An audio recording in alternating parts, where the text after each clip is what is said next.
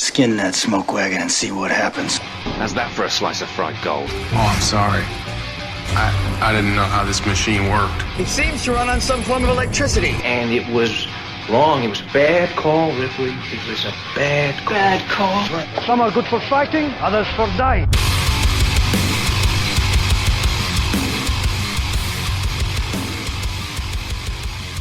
It's Just Two Movies.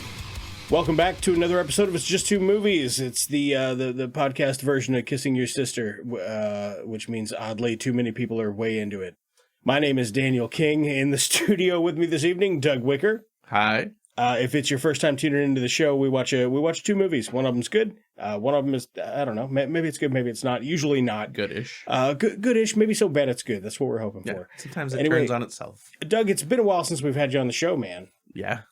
You're looking good. Oh, thank You're looking, dare I say, Doug Thicker. Well, I don't know if the thick is a good compliment. Is that the first time anyone's ever laid that one on you? Oh, no. My girlfriend gives me enough of that. She said looking thicker than a wicker or anything like that? No. That's a good rhyming last name. You have some good fun with that. So last time you were on the show, I picked the worst good movie we've ever done on the podcast in the history of the podcast. No, that wasn't last time. The last time I think we did was that Danny Hereditary McBride Mausoleum for the Halloween Has it special. been October since last time you were here? October. Motherfucker, man. Yeah, it was the October Halloween special. Yeah, you're right. Wow. Oh, man, I should have picked this one. Fuck. All right. Well, we got to get you back on. No, I already called dibs for the next. You did call dibs. Oh, I second that motion, though. So that'll be okay. But we went with, I thought this was your pick because I thought the last thing we did was that Danny McBride movie that was like way better in my memory. I should have never revisited I was wondering why you were letting me have a second go. Yeah. But I wasn't going to question it. So you did pick the Devil's Candy, which is a 2015 horror film, hour 30-minute runtime. Actually, I think that's wrong. I think it's more like an hour 22. Hour maybe? 17. Hour 17. I looked the other night. Yeah, it was really, really short. It's got a 6.4 out of 10 on IMDb, 92% Rotten Tomatoes, 3.3 out of 5 on Letterboxd. 80% of Google users like this movie. It's directed by Sean Byrne. Is it Byrne? Mm-hmm. Yeah, it's Byrne. Australian. Tasmanian? Byrne. Yeah. Anyway, something like that. Distributed by IFC Films. Cinematography by Simon Chapman, who I want to give mad props to. But this stars Kiera Glasgow, Ethan Embry, Pruitt Taylor Vince, what a sleeper, Sherry Appleby, Tony Amendola, Leland Orser. And yeah, that's it. Do you know where you've seen Leland Orser recently? I saw Leland Orser super recently in that fucking movie with Mary Elizabeth Winstead where she's like a cult leader. I don't know that. I don't know what the name of it is. It's not bad. It starts out really funny. Like I could show you the opening 5 minutes. You would be like, this looks hilarious. I'm gonna have to actually go look for that because I didn't know that was a thing. Here, I'll find it real quick. Let me just pull up his. Why? What were you gonna say he's in real quick? He's the dad from The Guest. He is the dad from The Guest. Yeah. Faults is the name of that movie from 2014. Oh shit! Yeah, I heard of that. I haven't seen that yet. It's worth a watch. I mean, it's not going to blow your doors off or anything, but it's I love cool. Mary Elizabeth Winstead. Man. I do too. Just love her. Everything. I do too. Yeah. Everything. So, Doug, tell the not me because I just watched the movie, but for our listeners out there that haven't seen this, and maybe it's their first time listening, spoiler free, and they're like, "What the fuck is the Devil's Candy?" I get it's a horror movie. I don't know any of those people. What the fuck are you guys talking about? What would you say this is about?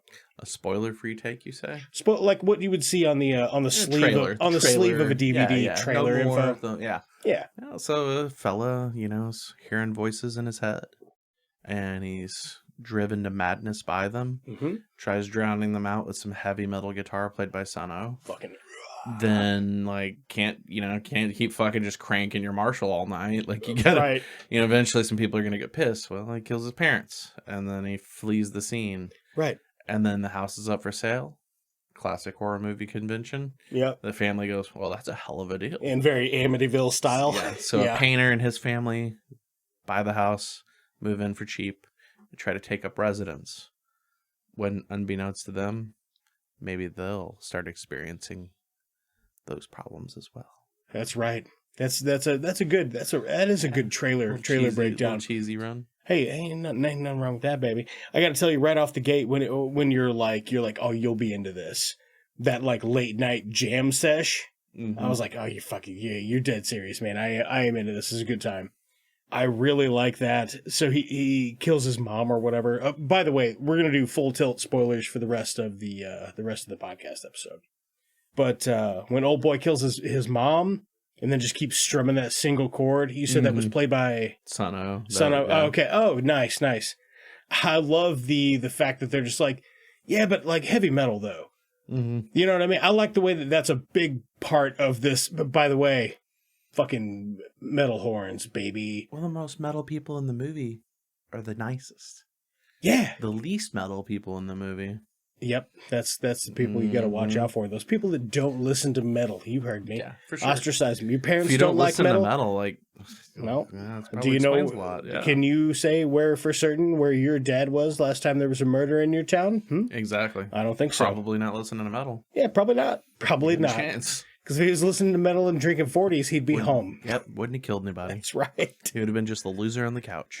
I like the cast. I think this movie's got solid acting all the way across the board. I'm especially impressed with, but as soon as I saw him in it, I was like, oh, yes, we're in for such a fucking treat. Pruitt Taylor Vince. Yeah. Every time I see him in anything, I'm like, is that Kyle Gass from Tenacious D? Yeah. Like every single time, and then I'm like, no, it's the other guy. I think he's a better actor than Kyle Gass, sadly. Well, I love Kyle Gass. Yeah, but, this dude's good. I don't know if Pruitt Taylor can throw down the jams. Like I don't KG. know if he can throw down with the D. Like, Yeah. It takes a lot to take all you the gotta D. take Jack shit, and you gotta match him. Yeah. Not everyone's got that kind of power. Sometimes No. it's like taking on. No, they don't. Yeah, like sometimes it's like taking on like a force of God, Right. and just like a full blast from him, and you have to deflect that back. Right. Stake your ground. Yeah. No, I absolutely agree. Ethan Embry's fucking awesome in this. Love Ethan. Like, really, really good. Best, I think top 5 Embry. Yeah, Just on a performance alone. Yeah, I could see that when he's going into his painting trance. He's an artist in this, and there's several scenes where he's fucking killer montage scenes. there's a killer montage. They're fucking great montages in it. Yeah. Also the artwork. Yeah. Like whoever actually, I'm assuming Ethan Embry probably didn't paint that mural. Oh, I'm certain. In fact, no, he didn't. But that mural is metal as fuck, dude. It looks like. You ever see Chet Zar, that artist? You ever see his stuff? Yeah. Reminds me of that. Yeah. Like, has that similar, like, very Baroque, evil look to Yeah. it. Yeah. We were watching this, and I don't know if Alicia understood that I was telling a joke or whatever, but we're watching it, and it was the bit where it's like zooming out, and it's panning out, and it's showing all the eyes on that painting on that head, and I was like, "Be not afraid," and she was like, It was really. Okay, I took notes, but I'm not going to look at them. I'm just going to pull up the cast so I can refer to it. If you're going to look at a note to get that motor going, let's do it. I got to tell you, one thing that I was super impressed with throughout was the cinematography. Mm-hmm. They do a lot of really neat stuff, and I'm sure some of it's like symbolism, and some of it's stuff I'm probably not catching on to, and some of it is probably nothing more than, wouldn't it be cool if? Yeah. Wouldn't this look sweet? And they're right. A lot of the camera stuff in this looks fucking really cool. The montage when they're moving in. Yeah. All the bits where it shows like the person who's possessed, it gives you the shot of them through the glass. Oh, yeah. Like through that looking. Yeah, that stained glass window of the cross. There's one where there's like a fishbowl or something, and that one's even like real fucking funky looking. There's some really cool trippy shit. Yeah. Yeah, that stained cross, that like red, like stained glass cross. Like using that as much, like this is probably the 4th time I've seen this movie over the years. Yeah, and this time was like looking at it, going like, man, like it's the first time I'm like just really appreciated the simplicity of that. Yeah, but like how cool like of a thought it was to put that in the movie, in the sense that like obviously it's like red means danger, and you're seeing the like, you're seeing through the you're seeing it through it, like it's like, and it's colored, and like a very like, it just symbolically was like really smart choices. Yeah, I was really into that stuff. I'm trying to think if there's anything that I'm like, oh, this might have been a weaker part of it. Maybe the girl, maybe the daughter, but that's I feel like she was okay, but she's a very 14-year-old girl. Exactly, A whole lot with her, but whatever, dad. Her best scenes, and her dad was really cool as shit. Yeah, Like, both her parents were cool as shit. Like, her mom's a little lame because she's not really into, like, the dad. I think gin. that's, like, some of the family dynamic stuff is what makes it so good, because it's a unique and rare situation where the father-daughter relationship's really strong. Yeah. And so I feel like that's kind of where the mom gets left to the side a little bit. It's like she doesn't have that right with her dad, with, like, she her gets daughter. She gets a bonus redeemer towards the end, though. Yeah, but she doesn't have that connection with her daughter. Her dad has. Yeah. I think that's probably why there's so much, like, whatever dad, because, like, there's so much, like, riding on dad because he's like her hero or whatever. Oh yeah, and, like, for now sure. This is the first time dad's doing things that she doesn't agree with, like, really, you know. So right, yeah, I don't feel like she was that bad, but I mean, it's like I feel like she was a little underdeveloped. Look, if I'm that's me looking for a weak thing in the movie. Some of there were some parts with, man, okay, one of the biggest things that bothers me about the movie is Ethan Embry's, I'm assuming that's a wig. It is, yeah. Because his hairline is, like, changing from, like, his forehead is getting bigger and smaller from scene to scene.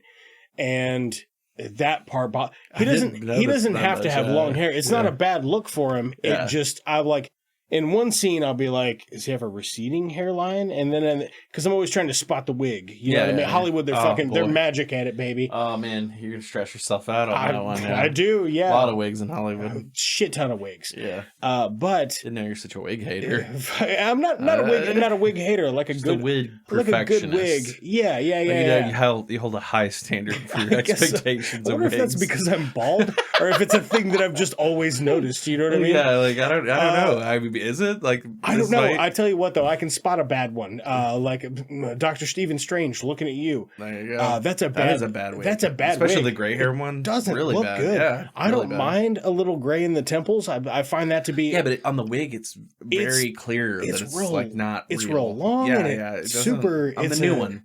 I feel like the first one wasn't as bad as this new one. Like, this new one, like all the gray hair, it just doesn't. Well, the first one, it just looked like a natural haircut. Yeah. And then all of a sudden he's like gray in the temples and it's very clearly a wig. Yeah, for sure. But yeah, I mean, I don't know. Maybe this is like an opportunity for a spinoff, another third episode, like another third podcast. Yeah, where it's like just you just talking to your therapist, just about and, like, wigs. Yeah, and you're just trying to figure out like your deeply rooted problem with wigs. I do have an uncle that wears a toupee. Yeah, so as far as the story goes, you've got there's like a cross on the wall. It's like a stained portal to hell or fucking whatever you want to call it. Pruitt Taylor Vince hears voices in his head, and they tell him to do things he doesn't want to do. And, like, as a practical person standing outside the situation, you would just think this guy's a serial killer. Yeah. It just seems like a regular ass. On first watch, that's what I thought. Regular ass serial killer. Maybe normal serial killer shit. Maybe you think that's what he's perceiving is like, oh, the devil's talking to him, and the devil he's got to give him his candy, and what's his candy? You'll find out later. Don't even worry about it. It's candy corn. He likes the worst candy. Yeah, anyway. I mean, if I had one issue with the movie, I really think the name is just not. The name's not. Yeah, I don't know what else you'd call it. I'm not certain if it had another name at one point. Megadeth. Yeah, Black Sabbath. To me, when I hear, Black Sabbath is a movie. Oh yeah, that's right. Yeah, but yeah, when I hear the name, I mean, I just think of cocaine. Like, I thought I was going to be watching a cocaine movie. I'm like, okay, let's watch a lot of cocaine. So Pruitt Taylor Vince is the crazy guy when he's like laying down in bed doing that crazy thing with his eyes. Yeah. God, that's fucking really disturbing. Good, really good. Yeah. It is really good. The most unsettling part of this movie for me is like much later in the film. I know I'm jumping way ahead. Yeah. But there's a part when he's covered in dirt because he's been rearranging dead bodies in suitcases or whatever. Yeah. And he crawls into bed. He crawls into bed with the teenage girl, and he's fucking because he broke into the house because it's his old house, and he just crawls into bed with that teenage girl. That is the most disturbing part of the movie to me, because he genuinely looks fucking insane. Yeah, like, and I have a teenage daughter, so and imagine you're walking on that dude, like 350 pounds. What would you guess, 6'2"? Oh, he's a fucking monster. He's a house of a man. Yeah, he's a dude. Yeah, he's a big ass dude. And man, he's so fucking good in this because it's like definitely like man, he's like this guy. Like He's selling played, just the right amount of it. There's enough empathy coming through. Yeah. And that's such a challenge because it's like he's playing this like brute, right? Yeah. But like in the meantime, it's like you have to believe that he doesn't want to do the things he's doing. And so that's like such a conflict and there's such a childlike quality to him. They do a great part of stuff like that. Like when he rolls up to that motel and it shows the clerk and the clerk's looking at him. He's like, oh, great. Here comes a guy. And the guy's coming in. He's like looking through the window and he's just being real weird. And he fucking comes in the door and he doesn't open up the door any further than he has to. And he closes it really quietly. Fucking bizarre, man. He's like grown under like a super oppressive religious family. Oh, like, yeah, man. like, He's like looking around thing, and won't make eye contact and shit. Yeah. It starts ringing that fucking bell and you're like, this guy is a fucking lunatic. If I'm the clerk and I have a shotgun under the desk, I'm going to put it... Maybe holding it while you're... I probably would hold it. Yeah. It's definitely with situations where it's like, they love to say people like that are ticking time bombs. And it's like you see someone's just like afraid. Like reality's just not quite like... Yeah. Like this shit ain't connecting anymore. Like we're not on this plane. Right. Like that's where this dude's at. He's living somewhere else. Listen here, Biggin. I don't want to hurt you. It ain't meth, but I don't know what it is. Like it's something. Like this man's out there. But yeah, it clearly has some kind of disability or something, which I think makes it that part of fascinating. Part of that stuff, the way that they show him reacting to things like that, and it's not even a lot of his dialogue with the girl, but the dialogue with his girl, you can tell it's sincere. Yeah. He's trying to be... He's trying to I don't want to hurt you. Yeah. But if you don't shut up, I have to. Yeah. He's got like a Lenny of Mice and Men thing going on. Yeah, and it's just the right amount where it doesn't feel patronizing. No. It just it feels authentic. And that's my big thing. Like, let's take a moment to shine a light on representation of disabilities in film and TV. Oh, for sure. And with that, like, I feel like this guy doesn't do anything that's like exploitive of people in his capacity. Right. It doesn't feel like he's playing it up or it feels like a really authentic attempt at trying to convey a character with this kind of like situation happening. Yeah. I complain about it all the time. Like where I see like there was some show that was around a few years ago. I'm trying to remember what it was. One of these ABC Family shows where like they have like, all these teenagers having their problems. Touched by an Angel. No, more recent than that. Yeah. And it was like all these girls, all these teenage high school kids having problems. And there's like this kid with autism and they come to him like he's fucking Yoda. And he like sits him down and fixes all their problems every episode. That sounds he comes in and fixes. And it's like awful. they're trying to countercast him and make him more sage and like wise and like, and I'm glad the kid's getting an opportunity. I've seen him in other stuff. You've seen him in shit. Oh, okay. And but my point being, it's like they're trying so hard to course correct that it ends up being like represented badly.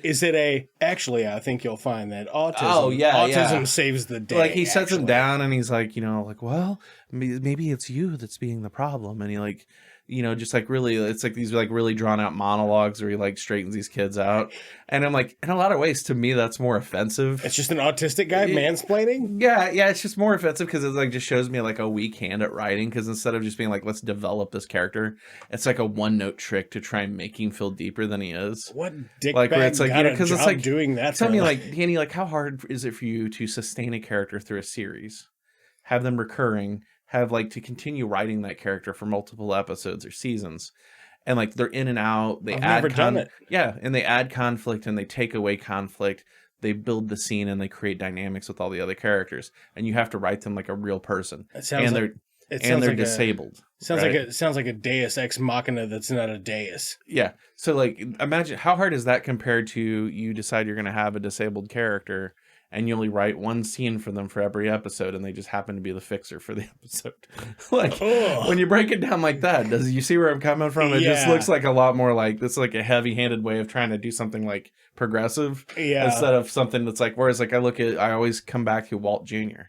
is probably one of the best representations of a disability on television or film. Because like, here's this living human being with, he's dealing with this disability, but he's got real wants and needs, and he's used in a way that's authentic. Like he's a family member and he's like has, his own feelings about things. Yeah. And like they're in contrast with other family members, and like he has like a stake in what's happening. He has character development. Yeah, he's not just an aside character that like, Walt's having problems. Like, fuck, I should go to Walt Jr. He knows how to fix this every time. You know what I mean? Like, imagine if that is the Breaking Bad. Like he goes to Walt Jr. every time shit's every fucked time, up. and he's like, And I Walt think you should Jr.'s just cook more meth. Yeah, he's like, Dad, well, I think you're just gonna have to make more meth because I really love that Challenger you bought me. Right.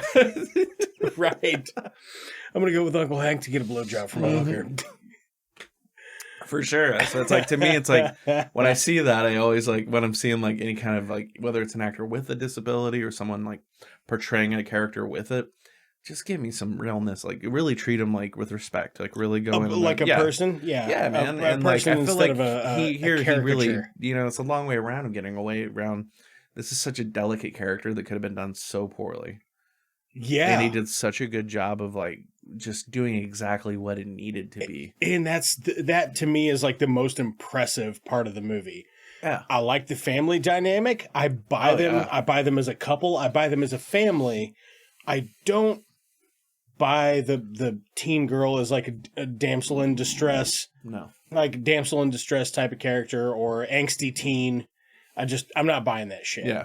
Frankly, Well, she she's not particularly angsty until he starts dropping the ball. right, but even then, she's not particularly angsty. But I feel like She's just a little. She's like, you swore on my Yeah. grave. Mm. You're 30 minutes late picking me up from school, you piece of shit. He's like, whoa. Right. Sorry, I was just trying to fucking secure our house payment for the next year. Right. My parents picked me 30 minutes up late from fucking anything when I was Yeah. that age. I'd be like, everything okay? Yeah. Pick me up 30 minutes late, I'm going to be like, well. There would have been another 15 minutes. My friend was going to come by and give me a cigarette. Right, for sure. Yeah, that's like kind of one of those things where it's like if you're like, sorry, hon, I was late. I was closing a deal that could fucking secure our financial future for the next. Right. Oh, I'm sorry, Dad. It's okay. Like, no big deal. Like, I get it. Like, because my dad's quality of life and mine are pretty copacetic at that time. Right, at that yeah. age, yeah. He just stays home and I'm paints like, oh, commissions. How, you know, and that's when you play that fucking card and you're like, Dad, you know, like, I turned 16 in a year and a half. Like, can I have the station wagon? Yeah, like, you sold that painting. What's up? Like, you owe me a car because, like, you fucked me on tonight. Like, I sat here. Right. All my homies went home. Yeah. Like, I didn't bitch about it. Like, I just fucking took it like a champ. So there's something I kind of want to fast forward to, but I think we need some backstory here. Mm-hmm. So the family buys the house. They're like, oh yeah, we'll buy the house. My studio will be out here in this bonus room or whatever, but like a detached hot building. Hot ass garage. Fucking big space though. Yeah. You know, it looks nice for a garage or Great whatever. studio size. I can't imagine sweating my nuts off. He's gonna put his painting studio in there. He's sweaty as fuck in Oh, this. a whole lot of sweat. Just fucking oiled up, baby. Yeah, just baby oiled. Is that what they do for that? I mean, that's what I do.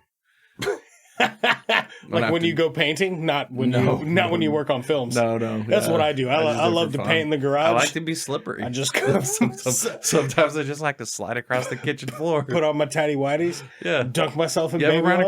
run across the kitchen floor and slide on it? I did that once when I was a kid. We went to real quick aside. We went to a friend's house. I was in like 5th grade. Mm-hmm. He pitches this idea of like their kitchen linoleum floor or whatever. Let's get oiled up. Now he takes like cups of water and throws it all over the floor, and then he takes and mixes dish detergent inside of it. Oh fuck! All and right. Throws it all over the floor too. And so then we run from one side of his house into the kitchen and hit the floor and slide across the floor. Yeah. And we did that shit for probably like an hour before his mom came home and saw all this. Like, man, she blew a fucking gasket. Like, it was like the first time I witnessed child abuse in person. Like, do you have another friend there with the noose around his neck, and his he's like, brother first time? his brother who got one got a piece of it too, and I'm just sitting there going like, I know if she could get her hands on me, if it was acceptable. Thank God I'm so slippery from all the dish soap. Oh man, that is fucking crazy. So anyway, they move into the house. There's a really great montage of them moving into the house, by the way. That like time lapse thing of them moving the furniture around with all the little stills of them. You know, I like that the couch is like, it's like reverse Friends. The couch is backs to you and they just like drop it and you're like, yeah, thank God for that. Like if they would have done the Friends thing, I would have turned this shit off. They get moved in or whatever. And then slowly the dad, he's painting this commission for a bank or whatever. It's butterflies and it's fucking color contrast. And honestly, it's a really nice looking mural.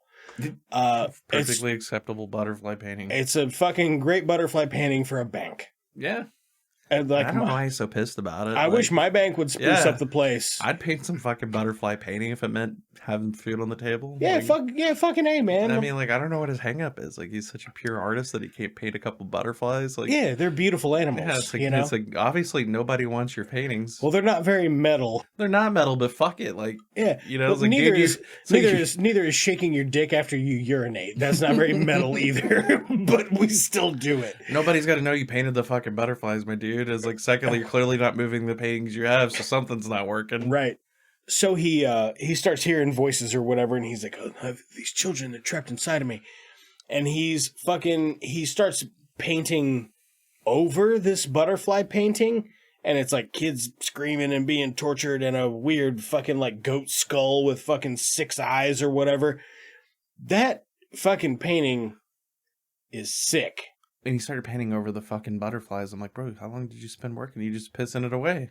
Just pissing, like, just get a different canvas, my guy. So he's getting possessed or whatever, and he goes out to the garage the first night, and he's like, you hear the whispers in his ears or whatever, and he gets out that canvas, like a fresh canvas, yeah, and he's out there spray painting, and it looks like he's out there for hours, yeah, and it's just a upside down cross in black and white. It and could have been painted. Photo. It could have been painted in 15 minutes. That's pretty generous. Yeah, whitewash it. Stencil, little spray paint, fucking spray paint, dab it with a cloth, it run a little, yeah. And they take a picture of it had it in Photoshop. I'm like, what you doing in Photoshop? What are you doing with that? You flip it upside down. It's like you painted it normal. He's like, wait, right? This is gonna be edgier if boom, it's a normal cross. Wow. That part I thought was really fucking weird, and I guess you had to fucking have the montage to show how good he is. I guess part of the I remember where I was fucking going with that. So shortly after that, he's like, he fucking gets old fucking Frenchy guy played by, I don't know if he's French. The guy from all the things, Tony Amendola. Yeah. So he gets Tony Amendola in there, and he's like, oh, if you're going to be working for Belial, you can get used to nice things. So he was going to sell his paintings to the devil? Like, how did he know to call Devil Incorporated or whatever to be like, I have a painting? And he sent them a picture, and then they called him, and this guy showed up, and then he's like, how about some super old cognac? She shows up, he shows up, and she's like, they don't want to see you again. He only looks at people's work once.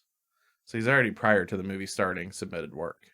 I guess I missed that one line of dialogue, but it's a very quick little piece. So this is just I guess like an art studio company where like all of their galleria that like represents the artist, sells their work. Yeah, I guess it's probably like the most metal art. I mean, gallery. clearly they're like into some dark shit. Like they're just like their whole aesthetics kind of like, hey, check it out. Like we're like Satan's gallery. Right. Yeah, and then Tony Amendola shows up, and he's like, how about Blood of the Earth? How about a little 100-year-old cognac? A little terre de lac. You little terre de lac, baby.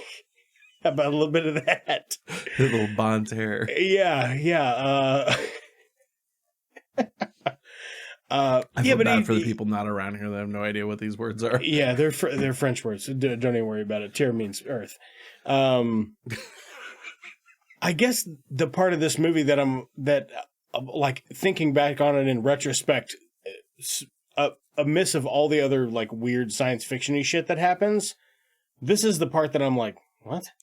Well, he's making a deal with the devil, metaphorically. Yeah, but then is it not a real, like, wouldn't... I'm guessing is the guy also actually the devil? Because what dude would just be like, fuck your kid, man? It's just metaphorical. Yeah? Yeah, and I think he just, like, doesn't care. A lot of those, like, devil guys just, like, they don't have kids. I don't know.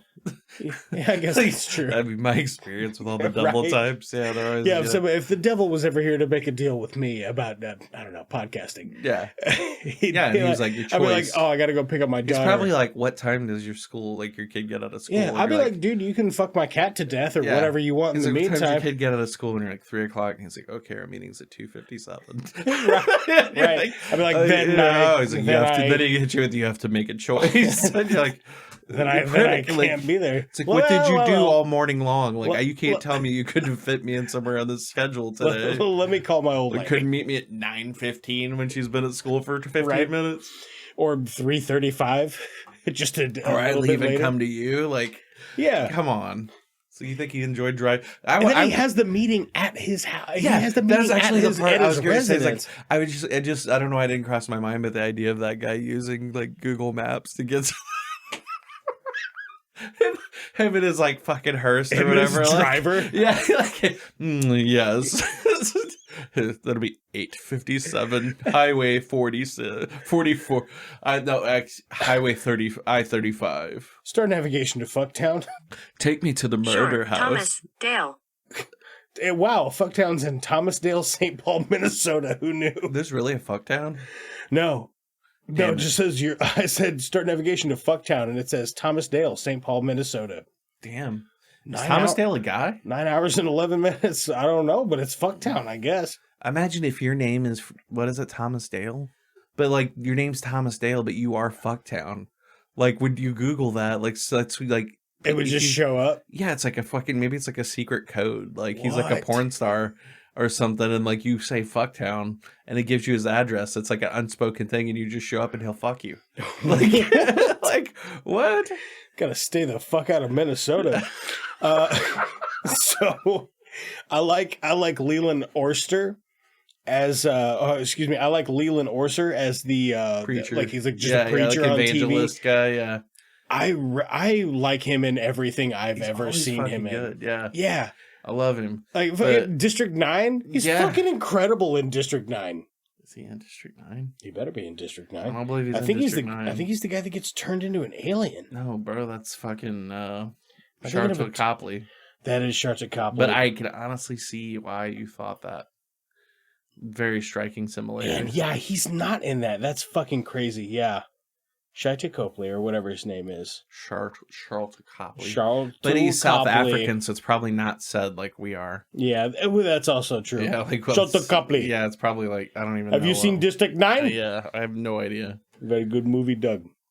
But yeah, he's honestly, dude, that dialogue with him, like doing his evangelism shit, and it's got all the devils and shit popping up, and it's got Tim Curry is in Legend. Like that whole Succession. I remember thinking, like, this is better writing than 90% of those evangelists. Because like the Bible quotes were like on point. I'm like, look at him go. It's like making some points, man. Yeah. He's really stringing those points out. Look at it, and his charisma was so like locked in. Like he was like very much keeping you. Oh, he was spinning a yarn. Oh, you know, he was doing a good job. It was not like the fucking Pat Roberts. Right.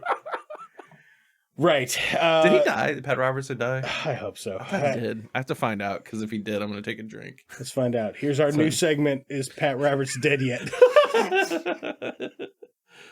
I mean, if there's one person that can pass, and I won't be sad. Fuck, he's still going? He's still going. Still going. The motherfucker was born in 1930. I'm going to stay thirsty again. We should start a celebrity death pool. 1930? How does that make him? So 7 years was 2000. Motherfucker's 90. 92? Jesus Christ. That's the most convincing scripture I've heard yet. Drink a lot of baby blood. Right. Like, get that, what do they call it? The one of the conspiracy nuts call it? Yeah. The fucking adrenochrome. He's like out here fucking drinking virgin blood and shit. Like, 92. Oh man. I tell you what. That's fucking funny shit. Pat Robertson dead yet? I'm trying to see. Oh yeah, they look insane familiar, dude. Glad I looked that up. That makes me feel way less fucking crazy. No, you're really especially close. This picture of him in District 9. Yeah, no, dead ringer. They should play brothers. That's always what I think. Oh, that would be good. That would be good. Are you all right? Yeah, I'm trying to be. No, dude, there was actually like. I always had that where I'm like, such and such and such and such could be brothers. Like, there was a long time where I was like, Thomas Jane and Eric Eckhart should be brothers in something. And then they are. There's actually a movie they did called Thursday that they're brothers. Really? Yeah, I'm like, that's good casting. Guess I'm going to pass that one over. It's fine. It's fine. Now, there's around that same time, I was watching a lot of weird shit. Back, I don't even know when these movies are pretty new, I guess. Like, new to like pay-per-view, or not pay-per-view, but like whatever, premium cable. Yeah. But, there was another one Giovanni Ribisi did called I Love Your Work. That's pretty good. Yeah, he's the lead in it. You should check that out sometime. Okay. Anyway, moving on. Yeah, I'll check that out sometime. Speaking of fucking loving your work, support for It's Just Two Movies is brought to you by Manscaped. who is the best in men's below-the-waist grooming. Their products are precision-engineered tools for your family jewels. Doug, did you know that? That we were brought to you by Manscaped? I wonder why they don't use... Do you hear these? I like to wait for the Manscaped ad until my wife gets home. She can slam the with door with the kids, so we can get the door slammed, all the kids screaming while we're talking about shaving our balls. Maybe being hygienic of the balls is what you don't want. That way you don't have kids. Well, you can still probably keep up on it, honestly. You can still you can use a bit. Nobody wants that. Like plenty of prophylactics. Don't even worry about it. But yeah, it goes on better if you want to. If you want to improve your chances of using that rubber that's been in your wallet since 2002, Manscaped. Fucking Manscaped, baby. Keep your fucking shit trimmed up. Why they should have used if you want the best, or no, put the best to the test. Ease. Ooh, I like that. I like that. That's good copy. We'll write that. They can pay you for it. Yeah, they can pay me extra for it. I would gladly pay me and you. Yeah, me for writing it. I'll be fine with that. I'll take a $4 check. Small residual percentage. I'll take a $4 check for every 10 cents for every time they use our put the best to the testicles. But yeah, no, they were kind enough to send me a couple of performance packages to use on the show.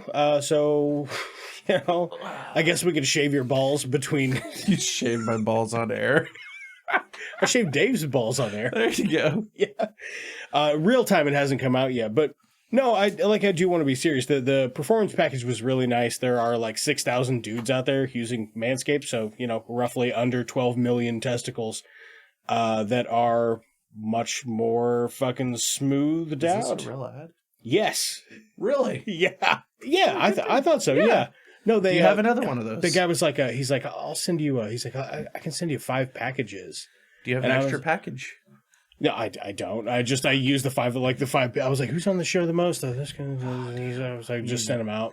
You use one of those. Asking for more. I will. I'll get you one if I can. Please cut. I might just leave it in.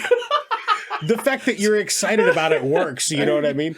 They are fucking nice though. Like, so as somebody who doesn't have one, what do you use? She's like the Walmart special or whatever. Yeah, it's not very. Because you don't want to spend good money on one, but you get a lot. Yeah, because it's harrowing though. There's times where you're just like, you don't really. It gets a little sketchy. It's a little bit more. It's a lot going on. Let me tell you. All right, look. The back of the bag. You use it on your head, dude. The back of the bag. No, I use a razor for my dome. But the back of the bag. You know what I'm saying? The back of the bag's treacherous. The back of the bag. You ever get a nick back there? That's and it bleeds so much. You're like, holy shit. So much blood. It's fucking frightening. That's why it's like I just look at it, I'm like, man, like. Have you ever seen the movie Mandy? Anyway, moving on. It's like if you can ball your testicles up and twist them around after you get a nasty snag. But it's a ceramic blade that cuts down on the chances of fucking nicks and stuff like that. Yeah, helps. I've heard the reads before. It's got a nice it's a nice fucking product. Like, you just hold it like a janky $10 pair of fucking headphones, and then you hold a nice pair of fucking studio headphones. You're like, this is a superior product without even using it. You just know. You can feel the difference. Yeah, you can feel it. You're the first person I know to have used one. That's why it's like very little curiosity there. No, dude, it's got a fucking torch on it. There's like a flashlight on it. Be British. Wireless charge. It's got a bit of a torch on it. It's got a torch. Get your soldiers in general. Keep a bit of a torch on a minute. A little bit of a torch. A little bit of a torch on me bubbles. Or whatever English people say. I don't know. Give a little Frank above the beans. Yeah, that's right. How'd you get the beans above the Frank? The English breakfast. Anyway. There it is. It's a ceramic blade, cuts down on like nicks and stuff like that. Just a really, really fucking nice product. They were kind enough to give us a promo code, so if that is something that you want to get yourself, I will see if I can score you. What's the promo code? I'll see if I can score you one, but if I can't, they are 20% off with free shipping use the code 2movies. The number 2 movies, no space. So just to be sure about that, the promo code's 2movies. The promo code number is 2 movies. Movies. You know the drill. Know. Sounds like it's pretty hard to fuck up. It is pretty. We were going to use promo code CumJoke. Oh. But because But then when the autofill pops up later on for other purchases. Right. You just put it in this special note. Get a package delivered to your door. It's just this cum joke. What the fuck? What the hell's cum joke? But yeah, at manscaped.com, you can use the code. It's just 2 movies. Like I'm saying, they have other stuff though. They have a God, what's it? Hold on, let me find the name of it here, because it is a thing I was talking about it for the first ad, and then I used it a couple of times, and I was like, that shit's pretty nice. Yeah. They have 2 models, right? They have like a first generation and now a newer generation. No, well, now you can get the 4.0, which is the newer, more recent one. They also have like an ear and nose hair trimmer, which is really nice because I'm just a man. You need it. I'm like a walking if a Brillo pad. When you lost it here, it came everywhere else. It came everywhere else first, and then years later, my body was just like, I can't grow hair anymore. You have to choose. And I was like, choose this. Cool. Can you take it off? Could you take it off like my ass crack or my back would be cool? Can we do a transplant? Yeah. No, just from the ears up. I can't do it anymore. This is your sacrifice for being too good looking. I guess, man. I look like a Brillo pad made love to a water balloon. But I tell you what, not my water balloon boys. My water boys. Good. Yeah. There's confident swimmers in my water boys, looking good in their balloon bag. Your spray nozzle and balloons look great. Yeah, absolutely. I feel like we're trying really hard now. Like we lost track of like good jokes. So the hold on, wait, I found it. The crop preserver. Whoa. It's called the crop preserver. It's like a little spritz. You get your stuff after a shower, which is lovely because what's it do? It's just like a fucking it's like a taste-free, very, very muted scented fucking like a fragrance. Like a light fragrance for your fucking junk. There's also, if you work in like sweaty ass fucking conditions, they have like an anti-chafing stuff that you put in it. Like legitimately, I have never used multiple products to take care of my testicles before. But now that you have, is it worth it? Now that I have, I'm like, I'm never not going to. I just talked about this today with a youngster I know. A young man. I said there's things about living with a woman that you're going to learn, like to appreciate that a young man would never do. Right. Which is, there's more pillows on the bed than I'm used to. Right. Like, there's more products in the bathroom that I don't even know what they do. Yeah. I was fucking 35 before I used a face scrub. Yeah, exactly. Yeah. That's what I'm getting And I was like, this is great. Yeah. You're like, where's this bed? You know? You fucking ladies in your skincare routines, you got to figure it out. They really do. You got to just learn to listen to them. They're right. Yeah, I'm telling about you. this stuff. But you know what? There's one thing I think that I might be right about. Is that manscaped can also be womanscaped. Womanscaped. You know what I'm saying? It's just like, if you're trimming your shit. It's universal. If you're it's too. I think it's man-centric. Both, yeah. I think it's like. It's man-centric. It's not man-centric. Okay. Like, it would be hard to sell it if it was called pubescaped. Yeah. But it would literally market to twice the audience. But it's harder to sell. So I think the brand recognition. Racers too, but do you really give a shit if it's pink or white or a pastel color? No, fuck no. The pink tax, bro. You care if it's not ripping fucking hairs out of your shit. Guess what doesn't have the pink tax? Manscaped. Boom, baby. There it is. Yeah, you're not paying more for it. Be part of because it's in the girl aisle. You'd be part of the boys' club tomorrow. Join the boys' club. That's so gross. I feel wrong even saying that. Just one of the boys. Genuinely, it came in a nice fucking travel bag, which, I mean, not like I fucking travel a lot, but that could be something. But when you do travel, you're going to shave your pubes. When I do travel. Hello, Birmingham. How are you today? It's been a long time since I've been in New Jersey. Let me shave my balls. Live. You'd be in the house. The room service comes in and just fucking pubes from one end of the bathroom to the other. Live from New York, I'm shaving my balls. I fucking imagine, like, you'd have to leave like a fucking massive tip if you just had pubes all over the fucking bathroom. Oh man, tip your waitstaff, and also, take care of yourself. Go to manscaped.com, get 20% off and free shipping with code 2movies. Get 20% off free shipping with the code 2movies at manscaped.com. That's 20% off with free shipping at manscaped.com. Use code 2movies. Unlock your confidence and always use the right tools for the job. Manscaped. That's a tool reference. Because you're a man, you like tools, you got a tool. Take care of your tool. Use the right tool to take care of your tools, like Tim the Tool Man would. No. Cocaine. Got it. Mugshot. Also, they're waterproof, which is a cool feature. But anyway, back to the movie we were talking about. Is this the first time you've done the read? No, that's the third. Damn it. I forgot the fucking intro one. I haven't edited the second one. I edited the first one. The first one turned out quite funny because I just brought the trimmer in here. And I was like, yeah, we'll shave your balls right now on the show. On the air. Howard Stern style. I just pasted it in later. Later I listened to it and re-recorded and I was like... Yeah. You need to see that image. Right, yeah. Yeah, exactly. So, yeah, there's bits where I'm like, I turn the razor off and I'm like, could you move that to the left? Thank you. Can you tuck it up a little? Yep, tuck that or move that over to the right. A little, pick it up, grab it, like when you grab a rabbit by the ears. Like when you go to pull a rabbit out of the hat. You know what I'm talking about. Yeah. So anyway, this movie kind of culminates where you've got your big bad. He finally gets the teenage girl that he's been trying to get this whole time, and he's gonna fucking murder her. He's got her duct taped up. She makes a good escape. I genuinely like the bit where she's like duct taped up and she's like wiggling and slaps the tape down on the ground and unrolls herself. I'm like, that's good.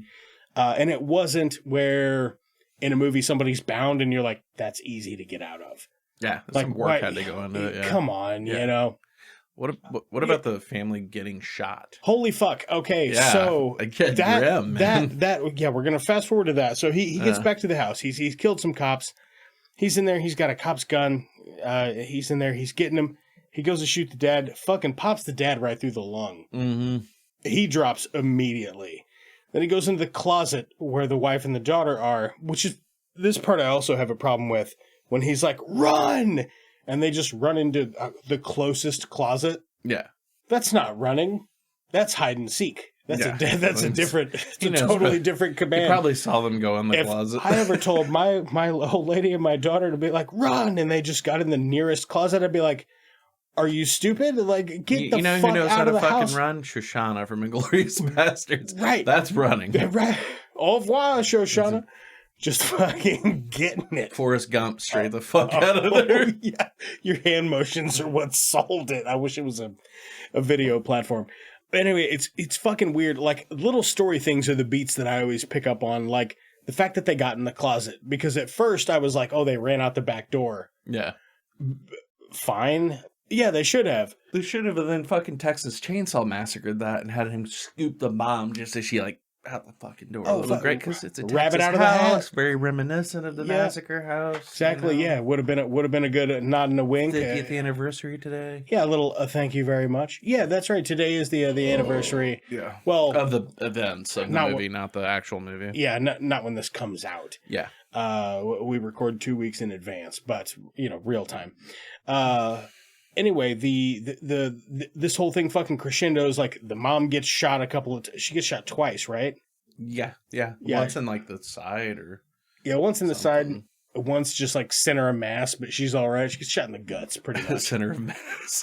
That's what they call it. I know, but is it weird that I call it that? No, it's just very more informed side of gun ownership than most people. Just regular people make center of mass. Well, it sounds very clinical. Sounds like a man who's been trained with a firearm. Nope. Don't go down to Terra de Lac. Don't go down to sweet old Bon Tur. Certainly not. You get on the wrong side of the Save-A-Lot. It's pretty dicey. So I know it's weird because I'm like, she gets shot in the guts, center of mass. Kind of like when you're deer hunting and you see an 8-point buck, but you know that it's no longer it's just the right age to hunt. You start to really hit them with all that okay, we see that's why a hollow point's a more superior round for taking down. And they're like, what the fuck are you the movie? There's the guy shot the guy. It's in their head it probably wasn't even the right. It's tells. It's wait a second, that's not a 38 open snub nose revolver. Right. the crazy guy, he sets the house on fire. Dad comes to the rescue. Surprise, mom and dad are not dead, although I would say for sure mortally wounded, but they both... I run up on that. I'm going to be like, they're dead. Right, yeah. Yeah, you could have just kicked, like, at the end when the dad's fighting the guy. Like, you could have just, like, pushed him. Yeah. And he would have been dead. Finger in the bullet hole. he's lost so much blood. Yeah. There's not much else he can do. But anyway, Dad saves the day, and then he's like, he hears the voices in his head, and he goes to find the rest of the bodies. Yeah. Of all the other kids that are fucking buried, I guess, 50 yards away from the house or whatever. Which implies that dude was killing a bunch of kids around the house. No one knew it. Right. Well, they did say that, like, he originally got locked up in juvenile because for killing that kid with the rock. And then he's since killed several more people. He loves killing kids with the rock. Was he burying them behind the house? I'm wondering why we're having a UFC match in my house right now. So that's fucking... I heard. Sound like a fucking nice takedown. Oh! Nobody else in the house made any noise. I really enjoyed the movie. I really enjoyed it a lot. I thought this was a good pick. This is a good pick for you because I'd never heard it or seen of it. Yeah. I'd never seen it, never heard of it, and watched it. Was super fucking breezy. I really liked. Yeah. I liked the way that it very clearly they spent the first half of the movie building the characters, because the crescendo, like the action and the crazy part and the devil stuff, it didn't need much time. It needed 15 minutes, 15, 20 minutes, maybe. Yeah. They didn't overstay their welcome. They didn't. Yeah. I thought the devil bit was a little confusing. Yeah, I think it's more of a metaphor situation. I'm not sure that it's like a real devil. I think it's more like allegorical for it. Yeah, I get you. Whatever, anyway. But so let me ask you this, though. Yeah. If all 10 of your fingers were thumbs, but all of your thumbs were actually like the metal hands, how many metal hand finger thumbs would you give us out of 10? 6.5 overall. 6.5 overall? 8 for Ethan Embry's performance. So, because and Ian Pruitt, Taylor Vance, like, yeah. I mean, if like your rate, like for me, what are you gonna give it for the show? For the show, for a standard, we'll say 6.5. 6.5. Okay. Yeah. Because like the thing is like I think all the performances are really stand out. Specifically, Ethan Embry and Pruitt Taylor Vance are exceptionally casted. Great. Just like honestly, it's a two-handed thing where it's like they're part of the thing with us having such a short runtime. Is you'll notice it really isn't much of like in the way of subplots. No. Like it's very, very limited, and the ones that are there are basically roadmaps for your characters. They're not, it's like we're not like breaking away to go follow an investigation somewhere. No, I think maybe the biggest subplot in the whole thing is just the crazy guy, or the fact that maybe the husband and wife bit off more than they could chew with the house. Yeah, financially speaking. Yeah, but I mean, it's like even then though, that's more of like setting up the stakes at the beginning and kind of starting like the second act part of it. But yeah, I mean, like the crazy dude's probably the closest thing to a subplot, and then like the devil stuff.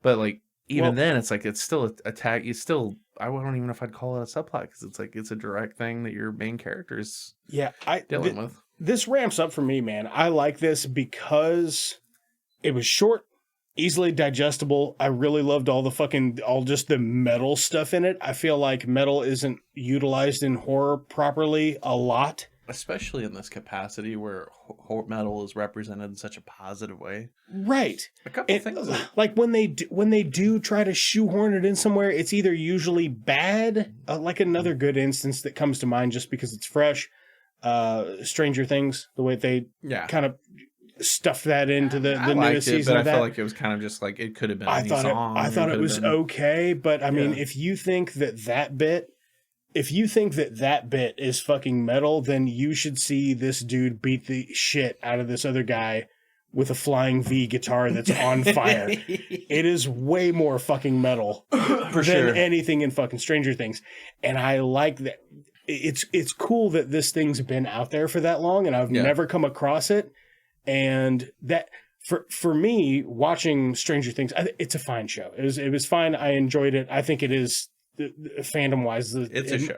It's hyped a lot, but that was my favorite part of it, because I'm like, this is cool, seeing a thing that I've always loved. Yeah. Metal dude getting love. A thing, a metal dude getting love, because that was not the case when I was growing up. We weren't growing up like that. No, for the fandom to embrace this dude, because especially of all the not in the subcultures Midwest that have transitioned out of, say, the shadows, for lack of sounding too dramatic, but being a geek or a comic book nerd when I was a little kid was not cool. Like, if you weren't a jock, you weren't cool.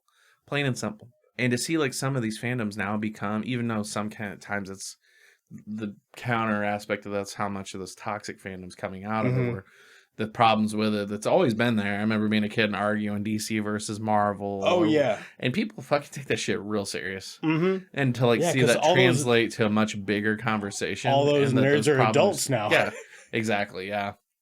But to see that's of all these subcultures that have transitioned into this mainstream acceptance, where it's Comic Con's fucking huge, cosplay's fucking huge, anime trends on Netflix. It's it's wild to think about these things that when we grew up were flaws or things that would people would beat you up for. Becoming such a mainstream acceptable thing. But then it's there's still a handful of these subcultures that haven't quite crossed over, and being a heavy metal fan is definitely one of them. Yeah. It's the guys with the black t-shirts and the fucking tattoos and the greasy hair. It's that movie that I'm talking about. Crossed into Green Room. Yeah. Green Room. Great movie. A more sinister depiction of metal, punk rock, grindcore kind of stuff.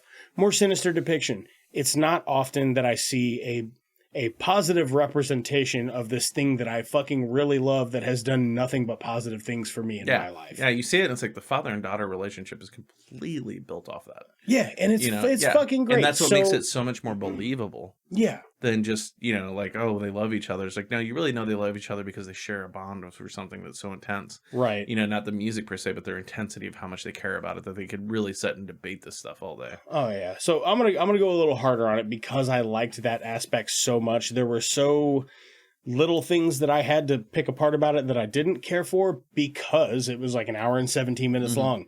I sprinted right through it, and it was over, and I was like, you know what? I liked it. Yeah. I'm going to go ahead and give it an 8. I would recommend this to anybody. That's fucking cool. Yeah. I think this is fun, man. I mean, for me, I think the only thing, and man, I could really come back and, maybe even listen to this tomorrow or whatever, hypothetically, and feel different. But, I mean, part of, the score to me is, I always, what leads you up to that top echelon of a 9 and 10 on my scale is how much I'm affected by the movie.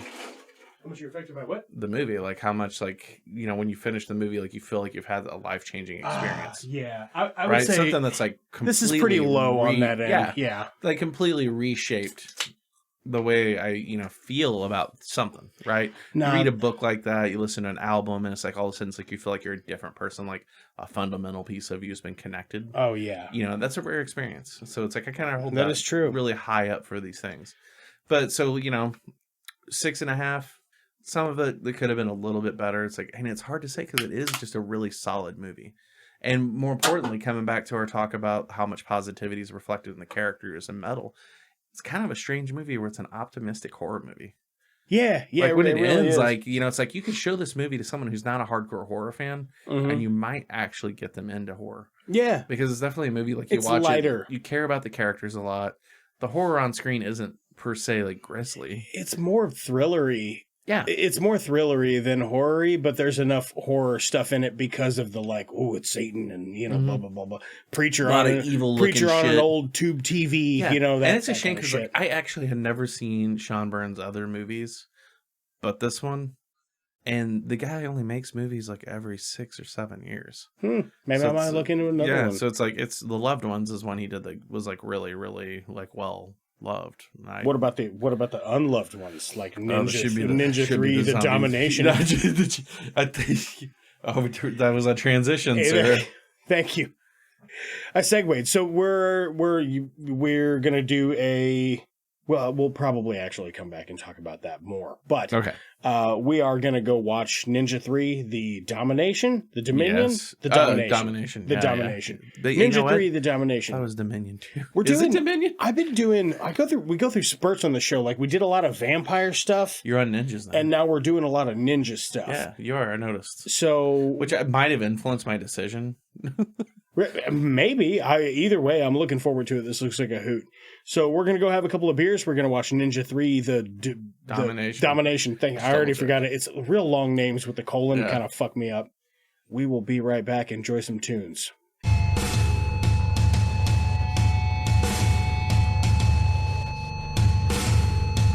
We're going to get up in it, boy.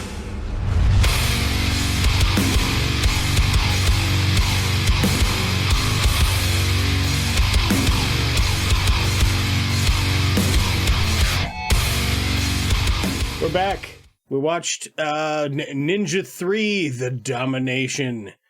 Man, before we go over anything about Ninja 3, The Domination, I gotta tell you that it really dominated my expectations. Because I was not like, this is gonna be fucking awesome. Was not. It looked fun, but this was fucking awesome. Like, this is a really, really fun... This is a really fun movie. It definitely, like I told you, it's like, it dawned on me near the end as we finished it. This is my 4th time watching this movie, to my recollection. The first time I actually finished it. Right. And this is a 1984 action-adventure film, R-rated, 1 hour, 32-minute runtime. Got a 5.3 out of 10 on IMDb, 40% on Rotten Tomatoes. 91% of Google users were into this shit. No shit, that's a pretty high score. Yeah, right. Well, Google, I have a theory that Google reviews are very telling of the audience. Yeah. Like, there's a certain brand of people that will get on Google and review a movie. What do you think about, say, like Google versus, I don't know, like the public, the audience reviews for like Rotten Tomatoes or Metacritic or any of those kind of like aggregators where it's like IMDb, Letterboxd, where it's like just people, normal people can go in there? I feel like Letterboxd reviews tend to be a little more cynical, a little bit harder on the movies. They do, yeah. Letterboxd like is Google for sure. seems to be a lot more favorable. IMDb too, and like Meta. I think IMDb. All right, here's the films that I think are more difficult to get a good score on. Is probably Meta, Letterboxd, IMDb, then probably Rotten Tomatoes, and then probably Google.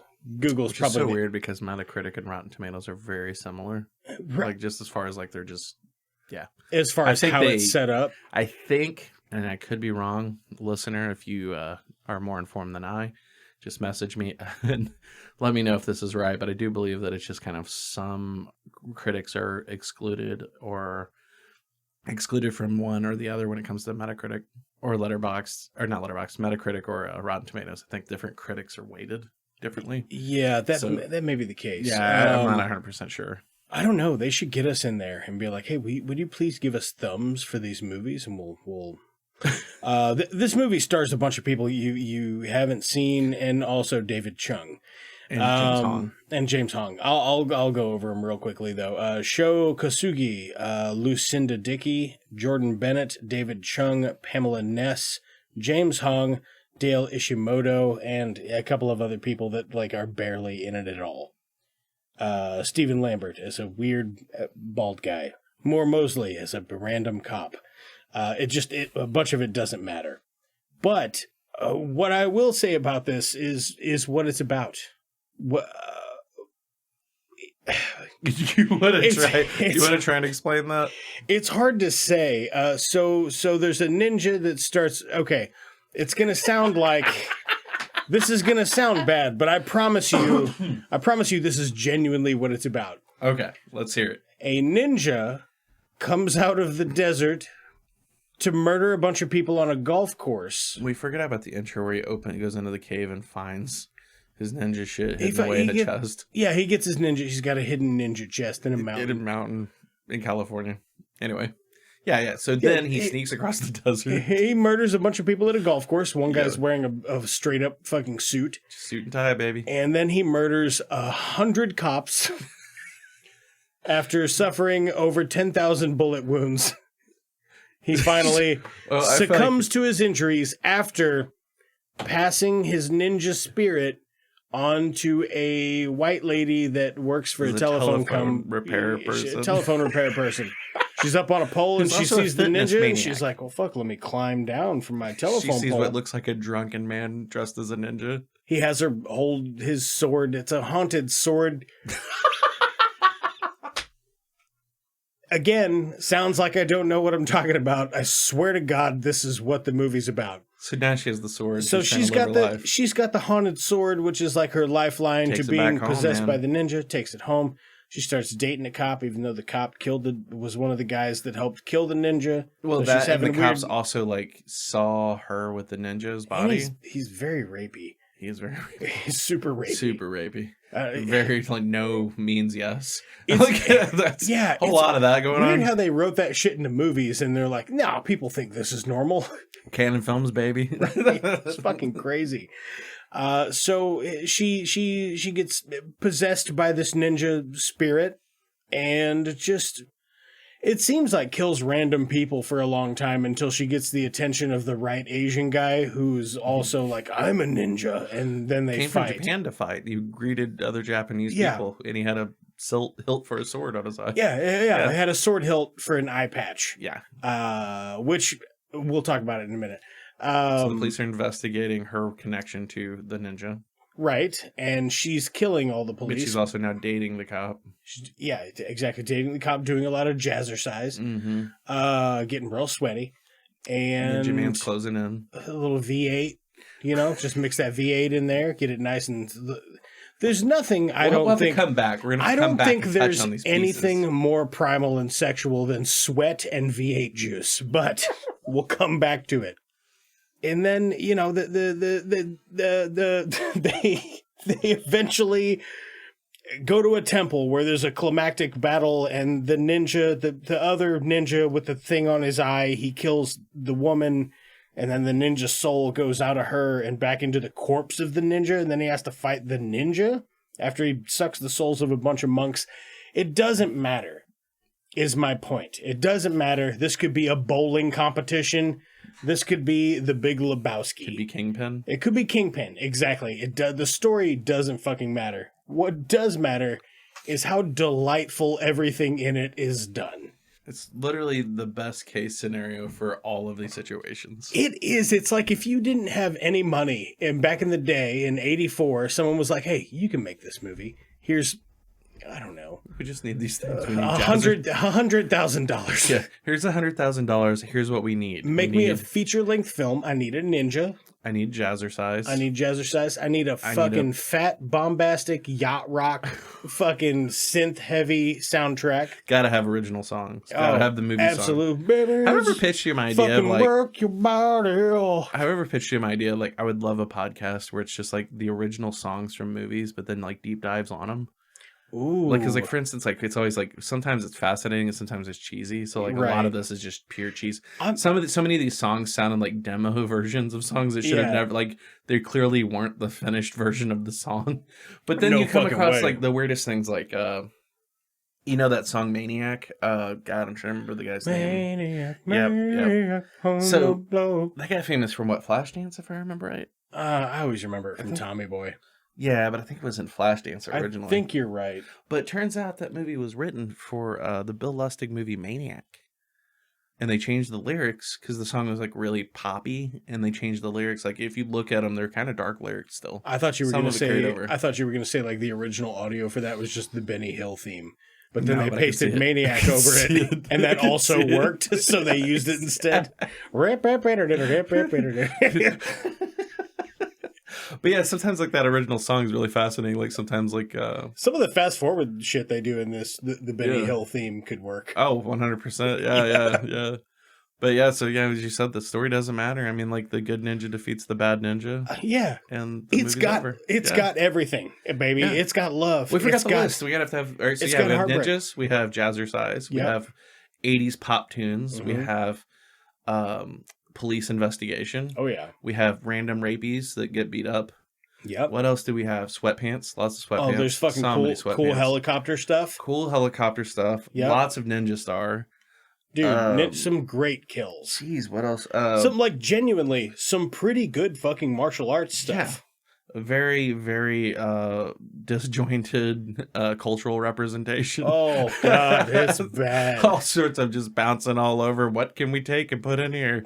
Let's see, a romantic subplot involving V8. There is a romantic subplot involving V8 tomato vegetable cocktail. So I got notes. So you want to go into them? You got look. I have notes, baby. For once, I have notes. I spoiled the whole movie. This is how I like to do the bad movie. I like to explain the whole thing. We spoiled the whole movie. You know what it's about. And then we it go sounds straight into insane, but I promise you that's what it's about. Yeah. So we spoiled all that. So now it's time to get into it. Let's just talk about the stuff that you liked or the stuff that you didn't like. Let's hit the hallmarks. Okay. All Yeah. Right. So, like, of course, the crazy ass beginning, and like I told you during the movie, fuck golf courses. I'm actually like triggered by them now. Right. Like I've had nothing but bad experiences working. That's working understandable. Film related stuff involving golf courses. It's always like, if you work at a golf stressful. course and you listen to this podcast, write us at justtwomovies@gmail.com. I would be curious to know if you think that all of your coworkers are a dick. Yep. Subject line needs to be Golf Doug, course. stop bitching. Right. Or Doug, you're right. We're changing our behavior. Right. I would say coworkers generally angry they have to do the job that they applied for. So yeah, as you're saying, like the job's so minuscule. When you go to a golf course and the guy in the lobby's a dick, you're like, why? Yeah, it's like, why are you a dick? Why? You're just taking my money and handing me a key. You fucking running up my bill. Like You're not doing anything. It's like you do this like once every 3 hours, dude. I bought a sleeve of golf balls for $17. Fuck off. Yeah, why are you like this? Yeah.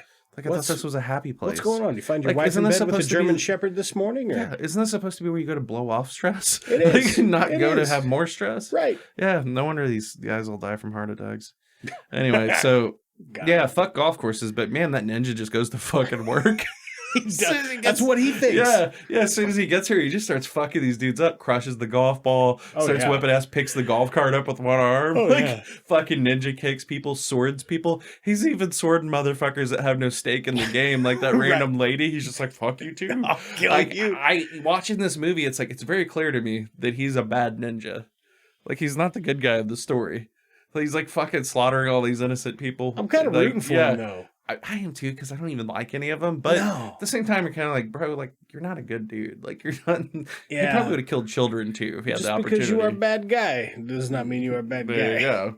So anyway, so he's just going to fucking work, and then it escalates to when he shimmies up the palm tree next to the pond at the golf course. God. The helicopter comes over, and the fucking ninja puts. My favorite bit is when he takes his ninja star when he's hanging from the side of the helicopter. Puts it between his toes and God. Kicks the pilot in the eye with it. The ninja star goes in his face. Just fucking immediately dead. Yeah, it's like the fucking you're just like, oh, this is this movie. Oh, right. Okay. Like, in those first 5 minutes of the movie you signed up to get because you're getting it. Like, they blow it all right there in the beginning. It's like the Everything Everywhere All at Once in the universe where they have hot dog fingers. Everybody's really good with their feet.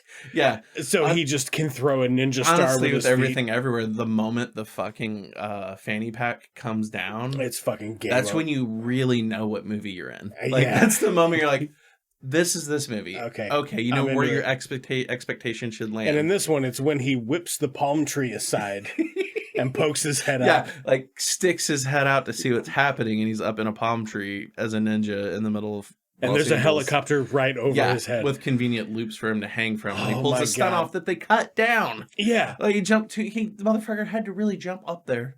And then they go and cut where he's already hanging to it. And I'm like, dude, you did all that work for what reason? Yeah. Use that shot. Use the shot. Like, show it's an extra 2 minutes.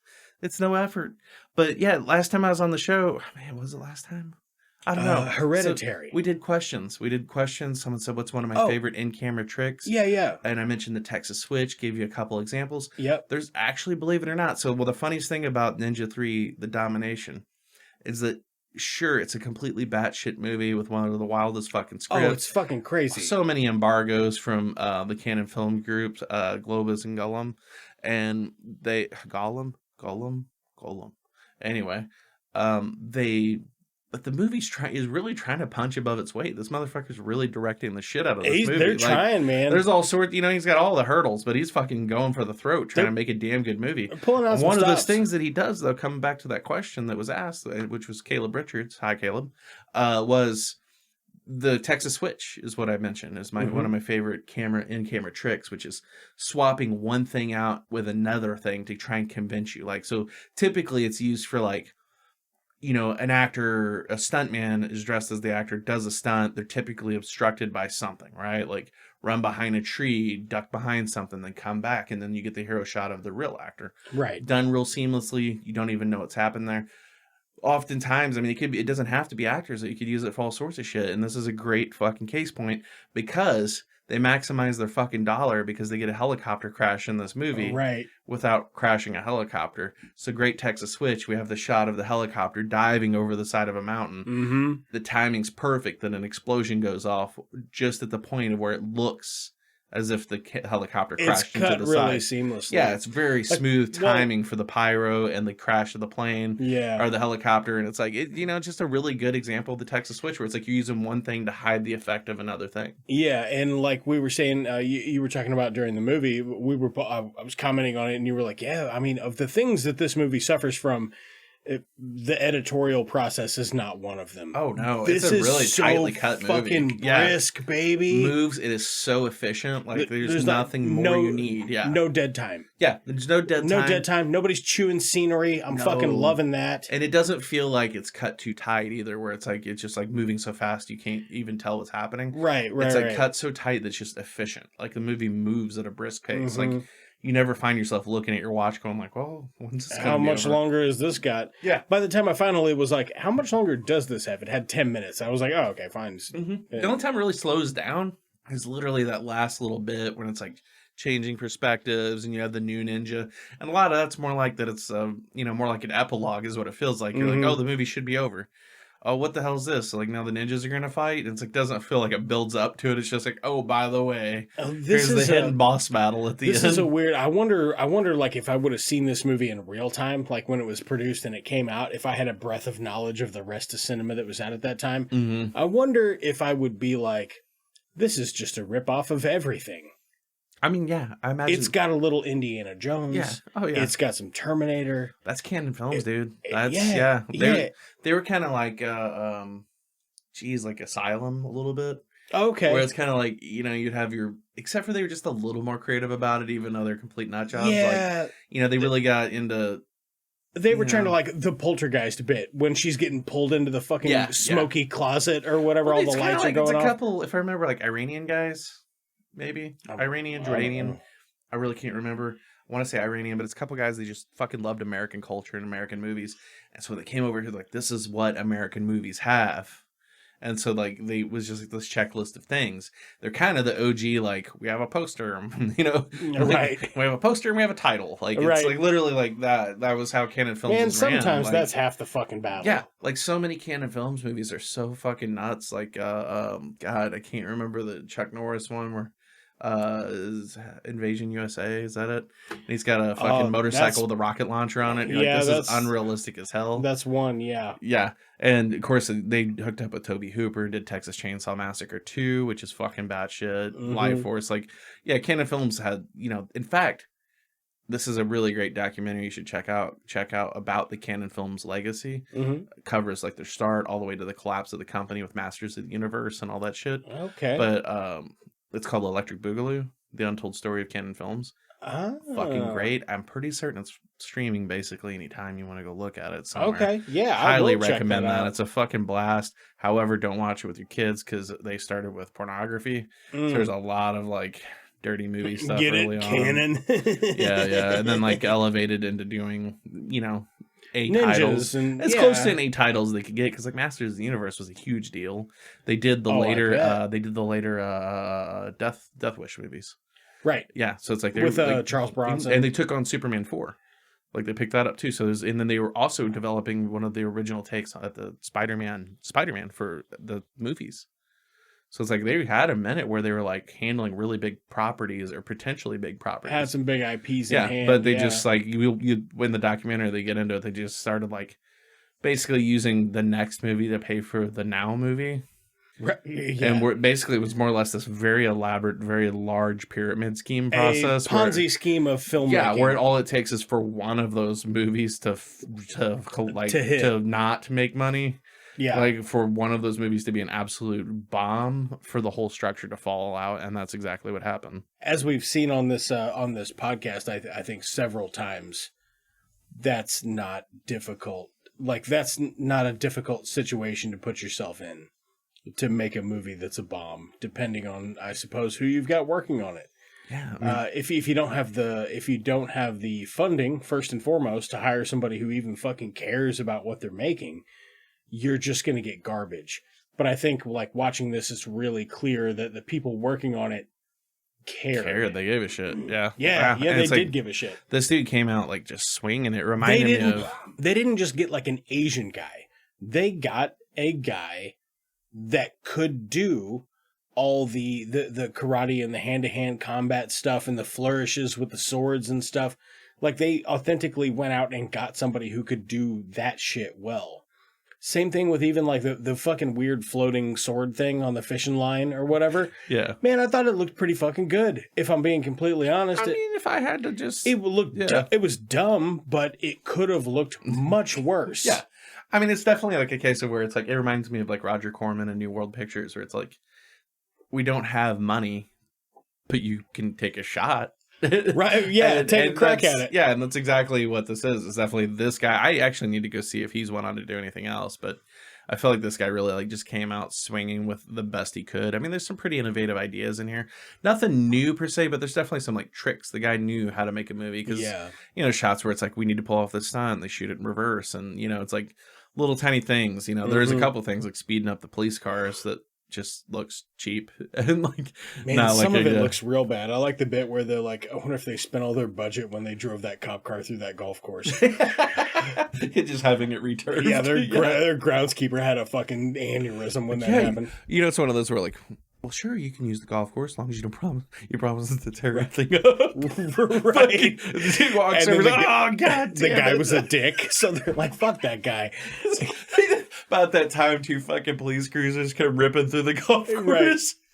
Right. Yeah. I so speaking from experience, I'm a fairly avid golfer, and maybe it's a Missouri thing. I don't think so, because most people are genuinely nice. At least they pretend to be nice, which is good enough for me. At least from a customer service point of view. Right. I don't care if I walk away and I'm in a different room and you go, what a fucking prick. Yeah, that's fine. I'll never know. It's Go fine. nuts, Whatever. because I am. You're right. Nuts. I agree. Yeah, and you're just like, I mean, I just bought You're a 17. You know, I just bought your expensive golf balls and didn't bitch about it. I was just, hey, right. okay, here you go. And you off and you left, and you're like, what a fucking bitch. And you're like, fucking motherfucker. yeah, and it's like, yeah, man, if you're that's the right. day you're having and you need to motherfuck me, Go I'd ahead. rather have at it. Yeah. Like, I'm gonna let you do it. Yeah, it's okay. Go crazy, Just folks. don't, you know, just save that for when I'm But gone. I will say, and you said something, you're like, oh, I've had just nightmares working at golf courses. just I'm like, you know what? constantly had bad Almost every experiences. golf course I have ever been to in this fucking state, the people working in the fucking pro shop are just assholes. The marshal's an asshole. Yeah. The caddies are assholes. Even having a title like Marshall is just, it shows you That's everything too you need much. to know. That's too It's much. everything you need to know. Yeah, you're okay. You're like, I'm going to be the marshal. Like, only a prick would make that decision. Are you Yeah. Harrison Ford? Exactly. You tell me to get off your plane, go fuck yourself. But yeah, then we get into this crossfire bit with all the cops just fucking machine gunning the ninja. What I swear is probably 5 straight minutes of screen time. You're probably right, yeah. Is the ninja getting machine gun from 360 degrees, crossfire, cops just not even checking their line of sight. Just and the fucking ninja just taking hits. Oh my god, if he was a redwood, they would have cut his ass down. You know what I'm saying? Yeah, exactly. And then there's the fake out where you're like, oh, he's dead. Then he's like springs back up. They fucking up for like 10 more minutes. Springs back up. He's got like 300 rounds in him. They're unloading fucking machine guns into this guy. He should have been fucking cut clean in half. But the fact that he's like more or less bloodless blows my mind. Yeah, like, right. By the time it's said, he's laying on the ground and it's just like he's, you know, like fucking... Looks like he's been rolled in the dirt. So let's say hypothetically somebody came to you and they said, Doug, we're going to need a remake of Ninja 3, The Domination. We want you in the director's seat. But we want it done modern. Same deal. You're remaking this movie. You do whatever you want with it though. What would you do differently? Tell you what I would do. I would make it have a point. because it doesn't. Well, like we're 5 minutes into the movie. I'm like, why is he murdering people in a golf course? And you're like, I hadn't thought of that. I really don't know. Like, I think it's politically motivated. I'm not sure. In what way? In what way? Where does the PGA stand? This is the kind of like. This is the kind of pitch I run into periodically for different things where it's, I have an idea. And it's like, did you write that on a napkin in 5 minutes? Make it real, though. Yeah. It's kind of like when it's like, we have a ninja costume. We have Southern California. Let's make a ninja movie. It's literally just like a series of like the ninja in California. I find to be one of the more forgiving parts because I'm so accustomed to seeing a ninja in a major U.S. city. Let's briefly talk about our experience of going. Okay, so we have Miami Connection. Now we have Miami. Well, Orlando Ninjas. Orlando Ninjas. Yeah, ninjas by day. No, bikers by day. New York Ninjas by night. New York Ninja. They're gonna make L.A. Ninja. I want to express real fast my favorite lyrics of Miami Connection of all the things. It's the beginning when you have the montage of all of them riding motorcycles in their ninja gear. And the song says, bikers by day, ninjas by night. Yep. Steal all your cocaine along with your life. Ooh, that is ice cold. Yeah. Anyway, so we have the Miami / Orlando Ninja. We have the New York Ninja now, and now we have Ninja 3 in LA. Yeah, and there's 3 ninjas, and there's so much Karate Kid. There's so many ninjas in major cities. Karate Kid's also in LA, but he's not a ninja. Well, he's karate. Just a karate. Ninjas do karate. You can like be in Jaws when she says, ninjas more of the local kids have been karate in the fences. Ninja's more of a moral thing. Yeah. So, I'm going to just hammer through my fucking notes, and then if you have anything... No, just lay them on me. So I put telephone workers have never been so sexy. Spotting the ninja all fucked up. Not every 80s movie original song was a banger. Oh, man. The soundtrack for this is bonkers. It's just bad. It's just insane. There's not a single song that I would want to bop. There's a lot of I really wish I was yacht rock. Kind of shit. The thing about Ninja 3, so there's 3 ninja movies that Canon Films made. Okay. They're all unrelated to each other. Is it Ninja 1, 2, and 3? Yeah. Okay. Yeah, it's like Ninja 3. Just checking. Ninja 2, I think's called Ninja 2, Revenge of the Ninja. One might be like Ninja 1, your local grocer. Yeah. No, I mean, I think the first one's just a straight-up movie, just Ninja. Okay. And then we go on. So we're now at Ninja 3, and as these movies do, they progressively get more batshit as they go on. Ninja 3, The Exorcist. Yeah, so the same actor came back for all 3 of these as different characters. The ninja, the bad ninjas, all 3 movies. Okay. Well, that's cool. Actually, no, he might have been the good ninja. I haven't actually went and looked to make sure. Good ninja, then a bad ninja, then a bad ninja. Might have been the good ninja who shows up, might have been in the other 2 movies, and that explains why he comes back for revenge. Either way, those two guys they showed up to go to fucking work. Let's just say I don't know. I don't even know if I've ever seen the other 2 ninjas. Who needs to? I'm probably not going to. This is easily the best one of the series. I'll watch them for this podcast maybe at some point. Stay tuned for 10 years. So we have also Poor Man's Beat It during the arcade game. Oh my god. So it's just do do do do do do. It's like just 1-to-1. And I'm like, because you did that on a Casio, we're gonna not get sued. But just fight it. Yeah. Fight it. So then we get into the golden beauty of what I call the horny montage. Oh god. So, there's well, I don't know if that's in regard to the girls working out. It's Jamie Lee Curtis and fucking I don't know if it's Travolta. Fuck, I have the name of the movie. I have to have it. Hang on, I gotta have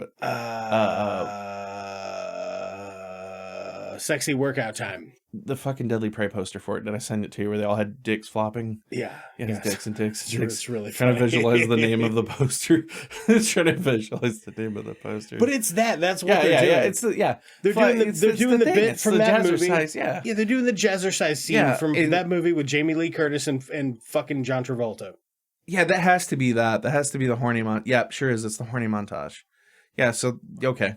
And then, I was confused and watching it with you earlier, like we confirmed that the muggers are in fact the people at the gym lifting weights. Right. So they're just like with her for a second and they're just scoping out, trying to find which girl should we rape after. Yeah, absolutely. And then of course they left at the same time the rest of the class did. Yeah. So there's all these witnesses. The gym's closed. There's like 10 witnesses or 15 witnesses witnessing them mugging these girls. It's crazy. Crazy decision making. So then she's arrested by her love interest, who, like, mind you, we brought this up. Like, it was really a funny point that he asks her out literally the moment he tries to arrest her. You say love interest, I would probably say abuser, but whatever. There's definitely gaslighting happening in this one, because he's harassing her at the fucking police station about going out with him, calls her at home to ask her out, follows her to her jazzercise class, takes custody of her in his car. Yeah. And then, like, randomly, she's just like, want to go back to my place. Yeah. Like, he's like, maybe I get you some coffee. She's like, I don't have any coffee in my house. I don't use soda. But I do have V8. Yeah. I don't use soft drinks. I don't use soft drinks. I got V8 at my house. So she brings me back to the place. Strips off. She's taking a big baggy shirt. Cotton panties. Granny huge panties. Bush. Huge bush. Dude, We're talking bro. Bush. Speaking of huge Bush Cheney. Speaking of huge bush, Manscaped. But she could have used Manscaped. She could have used Manscaped. That promo code 2 movies would have helped her out. And you know what? That ninja, he could have used the ball toner to prevent chafing from all his kicks and flips. So yeah, they go back to have the V8, and you were building it up. I know. Like, I said normally you're like, all right, get ready. This is the craziest thing you've ever seen in a movie, and I'm like edge of my seat. I am ready, and you did not undersell it one iota. Because she's like unbuttoning her shirt and she's got cleavage, and then she whips out a V8 takes his V8 and just dumps it down her. Pours it on her neck, like sexual, just like a fucking ravaging beat, like she's so horny. I wonder if that was the ninja, like if the ninja wanted to fuck. Like she lost control of her body and the ninja wants to fuck this dude. I tell you, that would make a lot more sense than the other version of it. Yeah. He has lost a lot of great honor. Yeah. He's brought his family. Maybe dishonor. Tradition is pouring V8 on yourself before intercourse. I don't think so. I don't think it is. I don't think so. But yeah, so she pours it on her neck, and then he like leans her back and he like licks it off of her neck very sensually. Never in my lifetime I been aroused by V8. Not never. Ever. In fact, that is like the opposite of an aphrodisiac. No, it's good for hangovers. Then we have the bouncer video game dream sequence where the sword it was like 3 times altogether. The sword comes out of a closet on a fishing line and just fucking rotates around her. Yeah, and it's like wiggling and it's like wiggling, and then she like takes it, and I guess that's when it activates her. Every time it does that, she goes out kills. Like I don't remember. Just don't grab it then. But then it sucks her into the closet and it's poltergeist, and then later he's like, oh shit, maybe we'll do Exorcist. Yeah. And then he takes her to Chinatown, like Big Trouble in Little China, and then he's like, we're doing an Exorcist thing, but it's cultural, you know what I mean? And it's just very offensive. To tie her up, she spends like a top for 30 minutes with squealing. Oh my God. She's like what's that? It's like a wooden toy. You have a string, a gyroscope. A gyroscope. Pull the string and it spins really fast. Oh it's like, my God! Yeah, it's exactly what she is. And then she's like all bruised up about it, she complaining. Stops, and then she passes out, and I'm like, she's gonna start going backwards because of the tension. And she whips James Hong's ass and like knocks him up on the wall. Oh my God! It is fucking so delightfully bizarre. I have a note about Billy, the boyfriend's like insane chest hair that you would appreciate. Oh, okay, yeah, let's have it. Said Billy has a quality sweater on under that tank top. That's true. There's a lot of boy, I tell you, 80s fashion. It was a different thing altogether, wasn't it? Take note, kids, when you're wearing your mom jeans and your Crocs. It's going to come for you. The 80s are coming back, and I'm like, no, they're not. No, they won't. No, they're not. Part of it will. The cool part. The cool part will come back. The fucking pants and the sweaters might. The rest of it's the mullets, not, whatever. But it's like you're wearing it ironically now. It's the things you're wearing unironically that would come back to haunt you in 20 years. Yeah. The Crocs, they're coming for you, kids. They're coming for you. You're gonna. I've never owned a pair of Crocs, but I kind of want some because everybody's like, "Oh, they're so comfy." Don't do it. Are they comfy? I've never worn them. I don't have an interest in wearing them. I can't help but judge people. It looks like they have a platypus on their foot. Look, I wouldn't wear them anywhere. I would wear them literally to cut the grass. That's how it starts, Danny. That's how it starts. The amount of people, it's like, it's a gateway drug. It's like you instead of getting some fucking slides. Look or whatever, what happens. You find one ninja bleeding to death in the desert, and all of a sudden you're killing the entire Los Angeles police department. I just didn't want to wear slides, so I started wearing my kids' Crocs, and now I own a pair. And now I wear them out to the grocery store and I wear them out to events and I look like a fucking idiot. You get home and your spouse is like, "Where'd you get these?" And you're Yeah. like, "I'm just holding them for a friend." Exactly. I hate them, I promise. Right. Anyway, yeah, so let's see. Then she's talking about her therapist and she's getting feedback. And he names off that she's totally okay. Like everything checks out, you know, except for this, and this, and her, quote, preoccupation with Japanese culture. Right. What's he say? He's like, "Oh yeah, we got to go talk to the God," he says the fucking worst thing in the world. He's like, "Oh yeah, the Asianary division." Oh yeah, or the whatever. Asiatic division. And the Asiatic division of the police department. That is not That's and has not never profiling, been a my thing. dude. Yeah, come on, bro. Like right after we're done going to the Hispanic section, it's like, whoa, Yeah. what are you doing over there? We have white cops that deal with these different races. If I had to remake this, I'm getting rid of a lot of this, story wise. Oh, dude, yeah, it's a ground up rewrite. But as far as like the way the rest of it pans out, man, I think a lot of it's okay. It's certainly fun to watch. It's and a I think kooky ass movie. That's the only way I'd describe it. It's kooky. if it were redone 1-to-1 modern day, pepper in a couple little special effects to make some of the action stuff make more, like the floating sword. It just comes to mind. If that was a CGI floating sword or whatever, man, this would still be a weird fucking movie, but people would be like, "You know what? I was into it." You know what else is a weird movie? Weird movie. John Wick 3. John Wick Chapter 3 is a weird movie. Everybody has weird coins, and they're like, everybody's an assassin. Literally every homeless person Yeah, I heard someone in New make the York. joke the other day that in John Wick 3, it's like every third person in New York's an assassin. Yeah, exactly. You just get weird coins and shit, and it's fine. I don't know. It's also weird, is all I'm saying. It's just a weird fucking action movie. Yeah. This could be that. I don't know, man. I don't know that there's any way that you can make this movie and not make it a comedy. And even if you made it a comedy, the plot devices are so bizarre. Because it's like, it's tropes. It's almost like... You got to get Mark Wahlberg as the cop she's dating, because he'd be like, well, what are you doing? You know what I mean? Put the fucking sword down. Yeah. That was a terrible Boston. Put the fucking sword down. Fucking. All right, that was a terrible Boston accent. What do? You scared me, Trisha, or whatever her fucking name is. You scared me. Drop the fucking sword. Yeah, no, this would make a fun comedy though, but I just don't even know if you could really you couldn't make this movie because it's like almost like it's going like, here's tropes we all know, right? But it's not. It's like none of this shit's normal. Nope. It's not even a coherent story. It's where they just jump from popular movie to movie throughout the movie, but they're like, you know what? People love like ninjas. what we talked about with The Visitor a while back. It's just kind of like, here's a bunch of shit people like. Let's put it in one movie. Yeah, exactly. Yeah. Lawn care. People love lawn care. They love telephone operators. It's mausoleum. I love. It's like of all the careers, like I love the idea of screenwriters when they're trying to. What do they do for a living? Like, how do they pay their bills? She's a telephone repair lady. She works on the telephone lines. Yeah. What a very bizarre choice. Yeah, and then they're like, okay, well, interesting, Tom. Why? Because nobody will suspect her in the van when she's in the telephone. She drives behind. And they use it one time.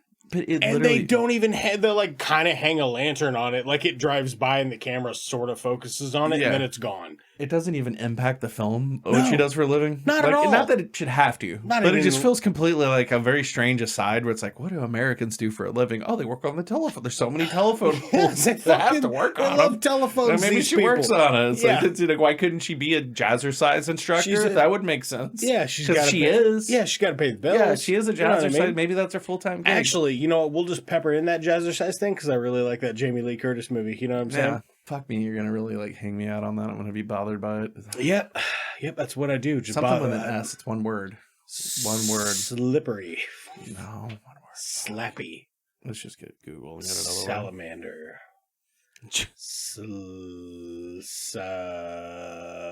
Sunset Boulevard? Nope. No. Perfect. That's the name of the movie. Perfect. The movie's perfect. Okay, that's probably why it bombed. Yeah, it's easy to make fun of. Don't call it like I wouldn't make a movie and call it flawless.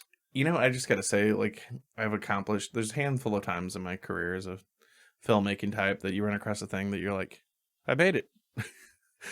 I make jokes that like the first time I hired people from outside of America to work on something, I'm like, hey, You're right. I'm a real producer now. Right, yeah, yeah. I hired people not from here. Now my most recent one's making a movie and having someone use the title against me in the red letter like in a review. I'm like, hell yeah. Because like Perfect's just like, that's a good example of a title where you're like, man, you could just teeing it up for the critics to just fucking every like hack comedian wannabe can just tear your movie to pieces with the title. Yeah. Well, that's me. I'm a hack comedian wannabe. So it's like when you give yourself a title that's just like teeing it up that well. Oh yeah. Oh man. Well, there are some other things I want to talk about, but I don't think there's much more to say about this per se. No, I feel like that's it. So I feel like we covered it pretty well. We had some fun with it. I had a blast with it. I'm glad you liked it. It's a fun movie. If you were gonna give it,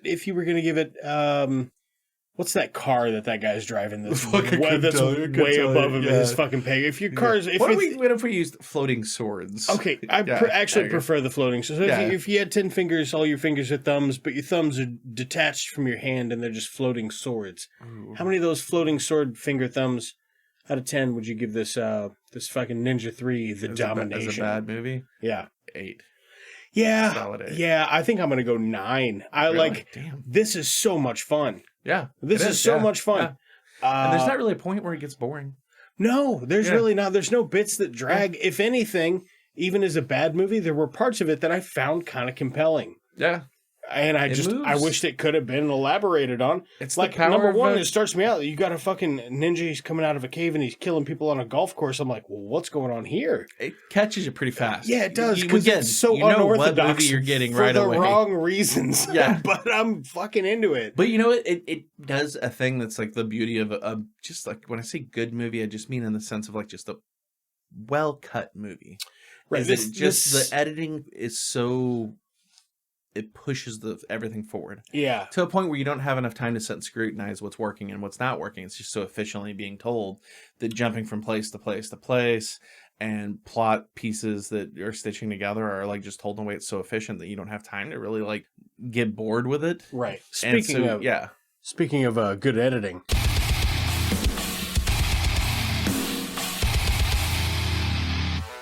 Hey, what you watching? So this is the what you watching segment. But before we get into like what kind of stuff you actually have been consuming, because we haven't seen you in almost a year on the show. Yeah.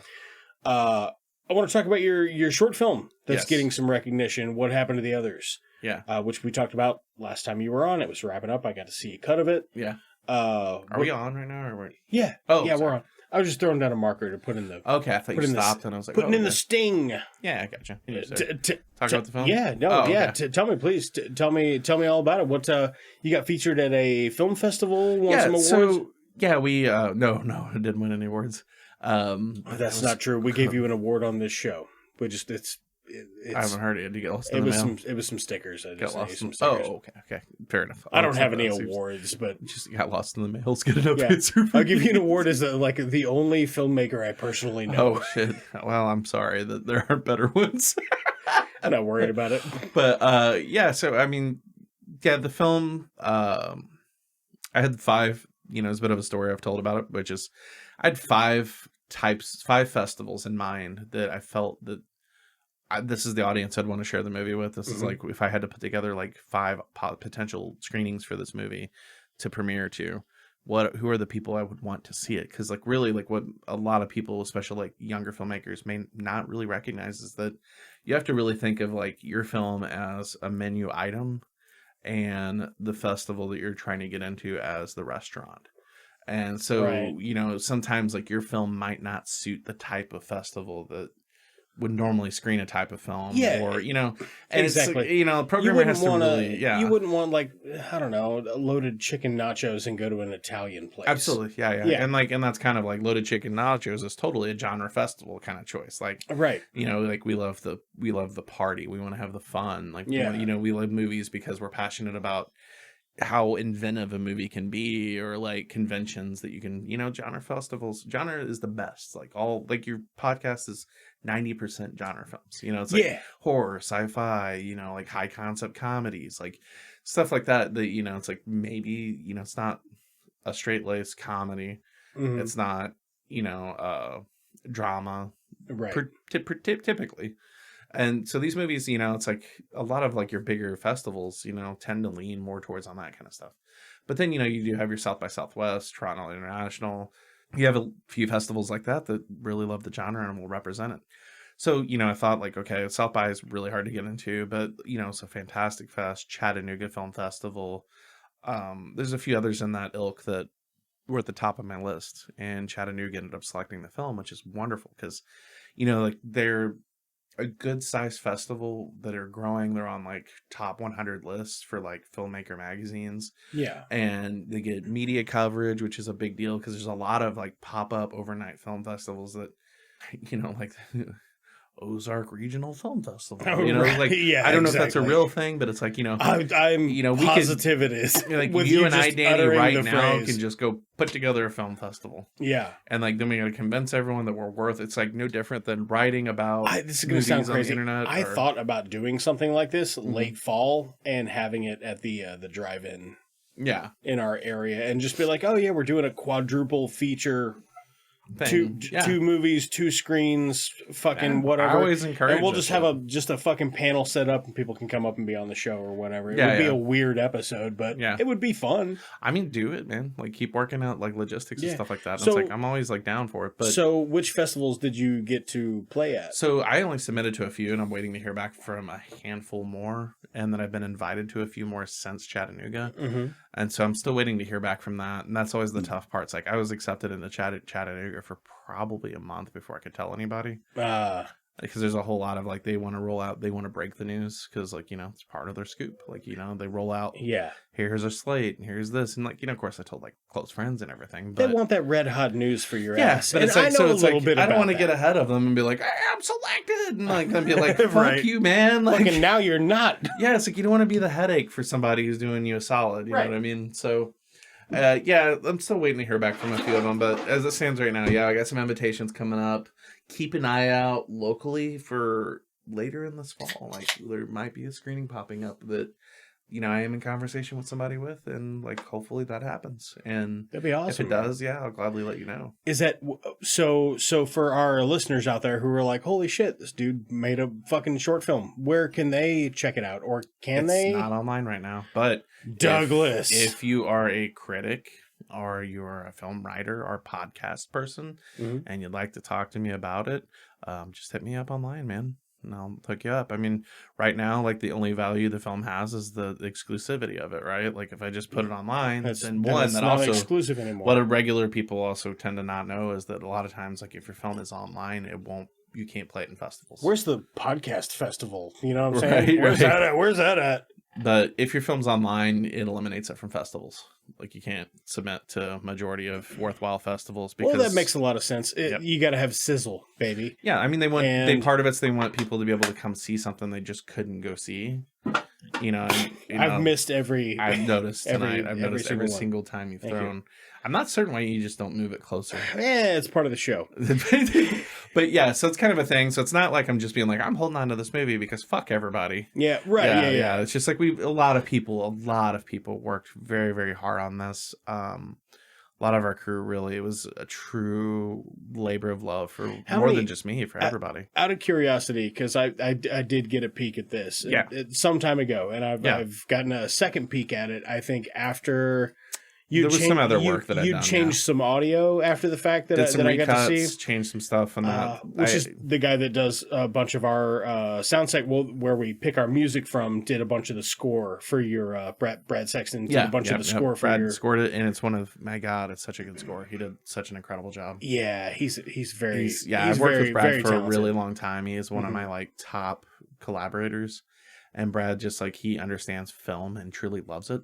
And I could speak to him on that level. Like, not only is he one of the hands down, I've known him the majority of my life, but he is not only one of the most accomplished and just overall talented musicians that I've ever known, but he's also just such a really deep, immersed film lover. Yeah. And you could have the shorthand with him and just talk about like references to other films and feelings that you're after. And like, and something that we did different this time than in the past is I set out to challenge Brad to do things a little bit differently. You know, I think that I think that like he really rose to that occasion where I'm like, hey, I don't want this type of instrument at all. and like like the certain give me like, something type, else. not just one instrument, but an entire category of instruments. Oh, right. And it's like, and I really want it to be like this and this and this. And abstract, I didn't tell him what he could and couldn't do. I just told him what, like, I want to take off the table as an option.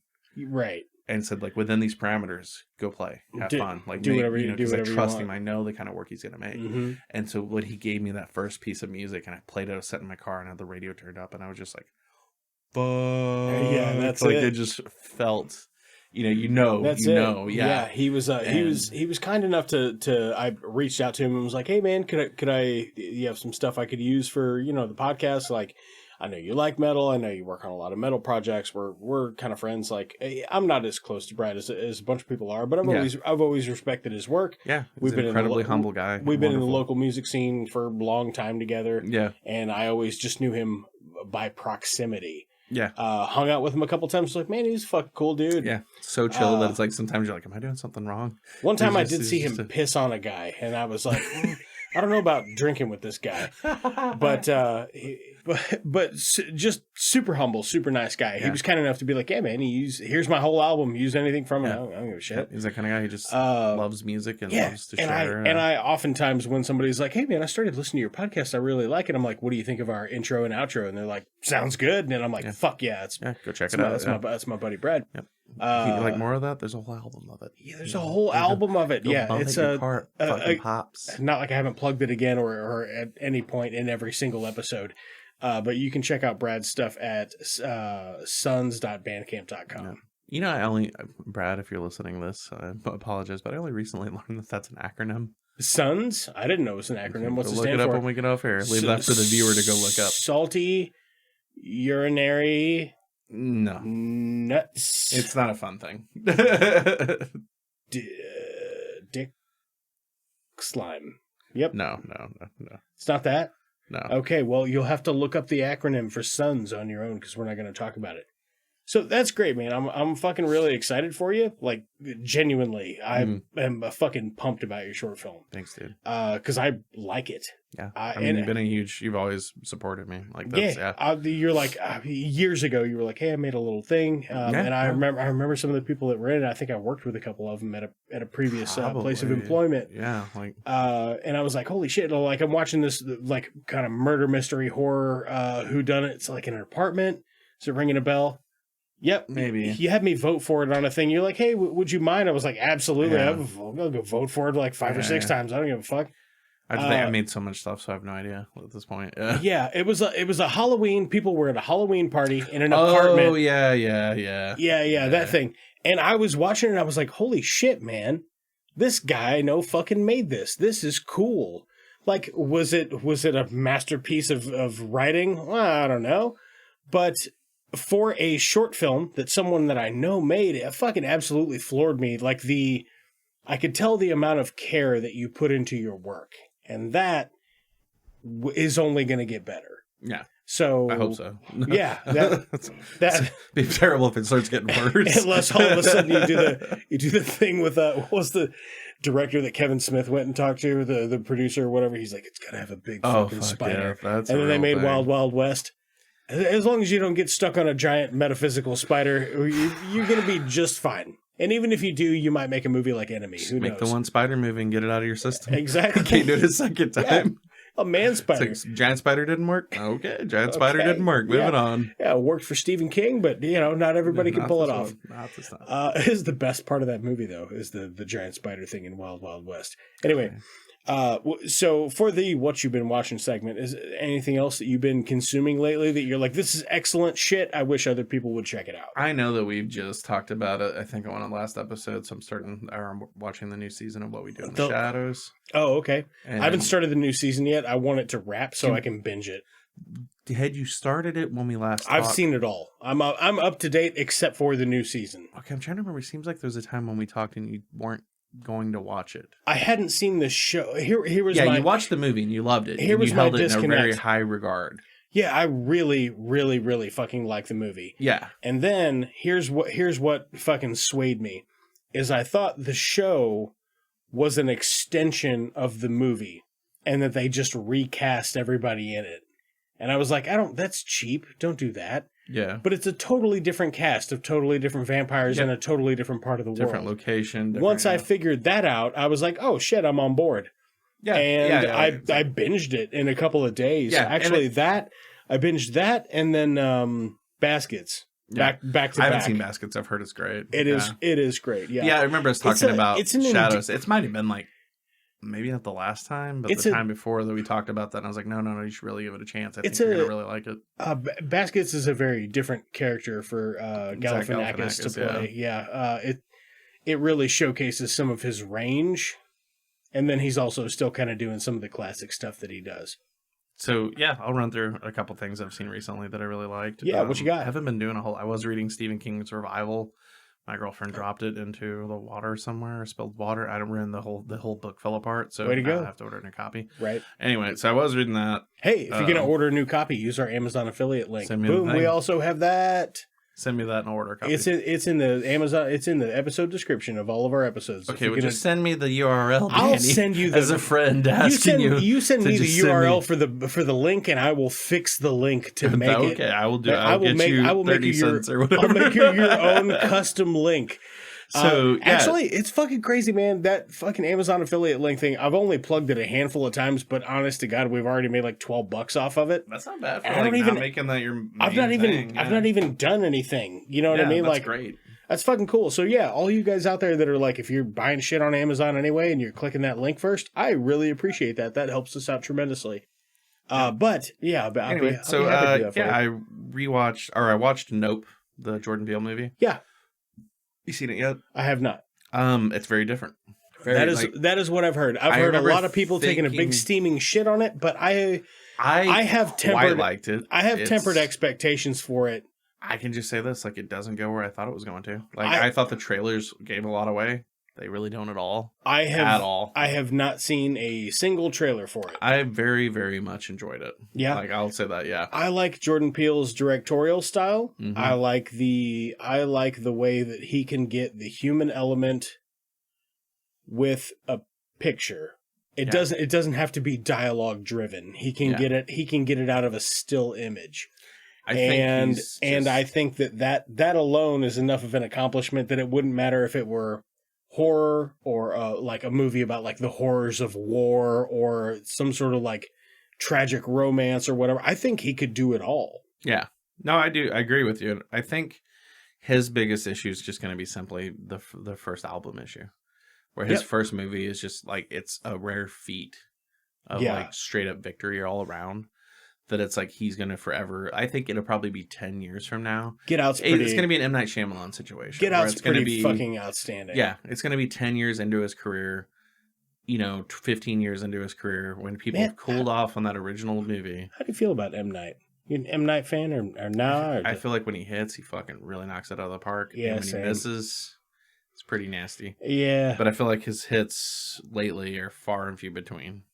Same. So I rewatched, got to finally see during Late Night Grindhouse, which I think I pimp every single time I'm on here, in St. Louis at the Paris Cinema. The Marcus Destroy the Brain. Marcus Cinema Destroy the Brain presents Late Night Grindhouse. Yeah, we're trying to get actually I think I'm going to have Jeremy from Destroy the Brain on. You should definitely have Jeremy on the show here shortly. Yep. We've got him penciled in for next month, so stay tuned for that. You'll have a blast with Jeremy. He's great. Yeah, I bet I've been chatting with him online. He seems like guy.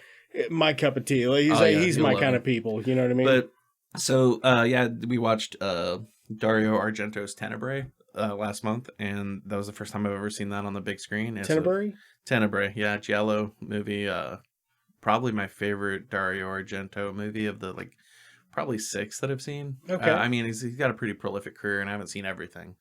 But the 6 that I've seen, it's my favorite one. It's the more traditional murder mystery sort of film. That's cool. So it's a really good one, and it's a great one to see on the big screen. And then finally get to watch, as we talked about earlier, New York Ninja.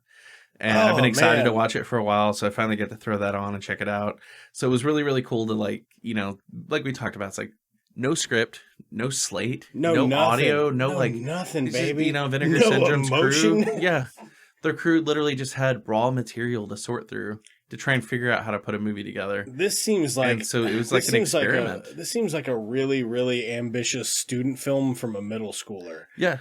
Yeah, there's And people who won't talk about the movie. I had a fucking blast with it, dude. I It thought is it a was fun movie. super fun. And there's one, like, there's a couple really great cinematography moments. Like, there's a great shot from the ferry of the ninja on the ferry with, like, seagulls flying in New York in the background. Oh, yeah. And I was really taken by, like, how well that shot was framed and, like, photographed. It was, you know, it was really a great little moment. Let's see. Then, like, the real fucking standout for this month for me was Prey, the new Predator movie. Yeah, big fan of that. Fucking good. I don't want to talk about it too much because I think It's on deck. We're probably gonna do it on the show really soon. But I kind of want to I kind of want to do Prey, and then I thought about doing like a really bad Predator movie because there's a handful of them.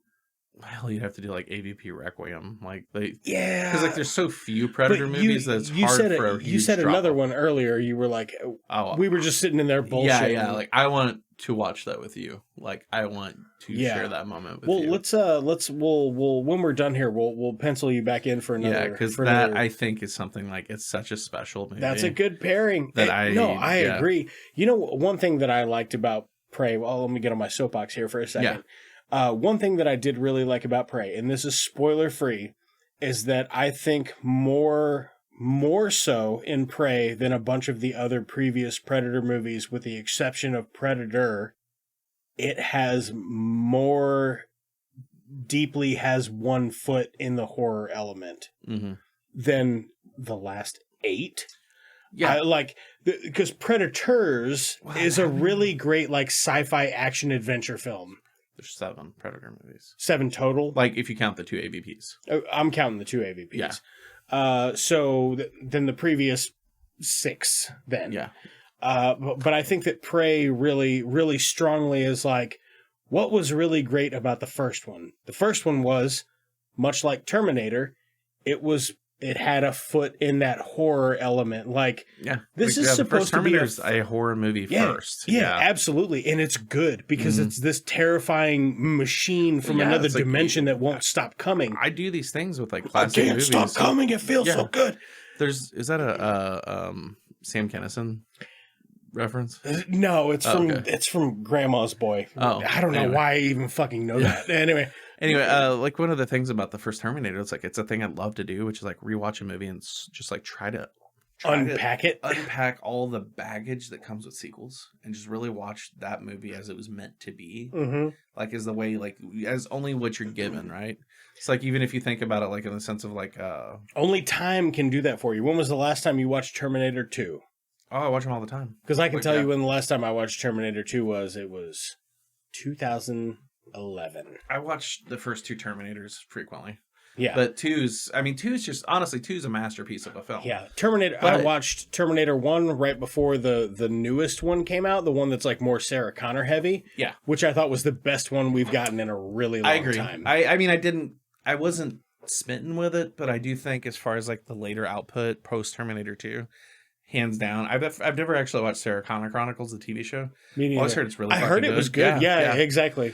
And so, like, I bet as far as like the movie output goes, it's definitely the best of that. I think it makes some weird choices, but whatever. But anyway, no, I mean, the first Terminator movie, it's definitely like if you take away and you strip away all the shit and you watch the movie, like I love to watch, like, say, like the first Halloween. Yeah. Right?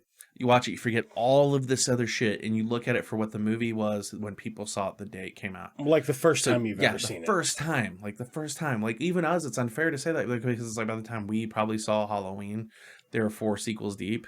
Right. You know what I mean? So it's like, fuck. Well, the first time that I personally saw, for this particular example, the first time that I ever watched Halloween, I had never seen another one. Yeah, okay, that's fair. That was my first treatment. It's kind of like Darth Vader's Luke's father. Like this stuff is all like it's in your head. The part that's ingrained and you kind of take for granted. Yeah, so when you watch the first Halloween, like the quick version of this, so this isn't all something that needs to be cut. So it's simply that, like you look at it like that, it's literally just a dude who's nuts fucking killing babysitters. Like, and that makes him so much more scary. Because, like, you don't know his motivation. Like, it's just completely... What's the one where Loomis burns down that hospital full of kids? What a psycho. Two. Yeah. I never thought about it like that, but you're right. Yeah, he just sets fire to a hospital. Then there's a guy in there that just had leukemia. With Terminator, it's like you watch that first movie, and, like, if you're looking at it and you just fucking undo everything, and you're just the audience watching this movie for the first time, there's a fucking very powerful aspect of that where there's a good chunk of that movie where, like, is Kyle Reese crazy? Right. Yeah, exactly. Like, is he crazy? Like, you know, Yeah. if you're looking at There's it that strictly fucking, from Sarah there's Connor's that point of view. cerebral part of it that's Yeah. like, is this guy just a madman? Yeah, is the guy they're shooting, like, is he just, like, fucking a little bit more, like, tough? Because, like, Is he because the up until, Terminator? like, a couple, like, real later in the movie, like, he Is it a doesn't- hallucination? Yeah, Because like- it could be. up until, like, he does some things that are, like, a little more superhuman-ish, but not quite unbelievable, per se. Right. Like, punching through the windshield and all that shit when they're, Yeah. like, doing the parking garage. But I there's... saw a friend of it mine do isn't- that outside of a bar one time, Yeah. punch through a windshield. But I mean, it broke his hand. The but- police station scene, I think, is the first time where it's kind of like, fuck, this is something way out of our league. And then the remainder of the movie is like this constant peeling and like taking back. Actually, he does the eyeball thing before the police station. So Yeah, now yeah, you yeah. do know he's a robot for sure. Yeah. But like up to that moment, there's, you know, like there's not anything to really be like sure about it. Right, yeah. You know, he takes a couple shotgun blasts and you're like, okay, maybe this guy's got a bulletproof vest on, maybe he's whatever. But yeah, just watch a movie as it is, simply for what it is. And I think that those like horror psychological thriller type of elements that are present in there, Yeah. I think they do really well in Prey. Yeah, I agree. And we'll talk about that more. Because the first later Predator down the movie road. is really a survival horror movie, and like Yeah. to that point, without getting too deep into Prey, it takes it back to like that survival horror triumph of the human spirit thing that for Predator sure. does. Yeah. And that really gets lost a lot in the later movies, where it's more like It's just like he's you know. he's invisible, but also he's got a sword now or a rocket launcher. and it's like, or- and this one also kind of like did a better job of understanding the monster a little bit more. I So, yeah, absolutely like, agree. Absolutely agree. Liking the I saw some like behind the scenes stuff and like how they did the effects, the parts of it that were CGI, the parts of Well, it the that were best parts of these practical, and I movies, was like, this even- fucking looks great. Even Predator 2 does a good job of this, which is right. the best parts of these movies is when the humans outsmart, they have to outthink the creature. Right. They have to And problem become solve and figure out how to, and oftentimes it doesn't a involve rebirth. the conventional. Yeah, always. a rebirth. You have Yeah, to yeah. become Yeah. a predator to So- predate the predator. Yeah. So Prey, absolutely fucking incredible. If you're on the fence, which I don't know why you would be, highly recommend that.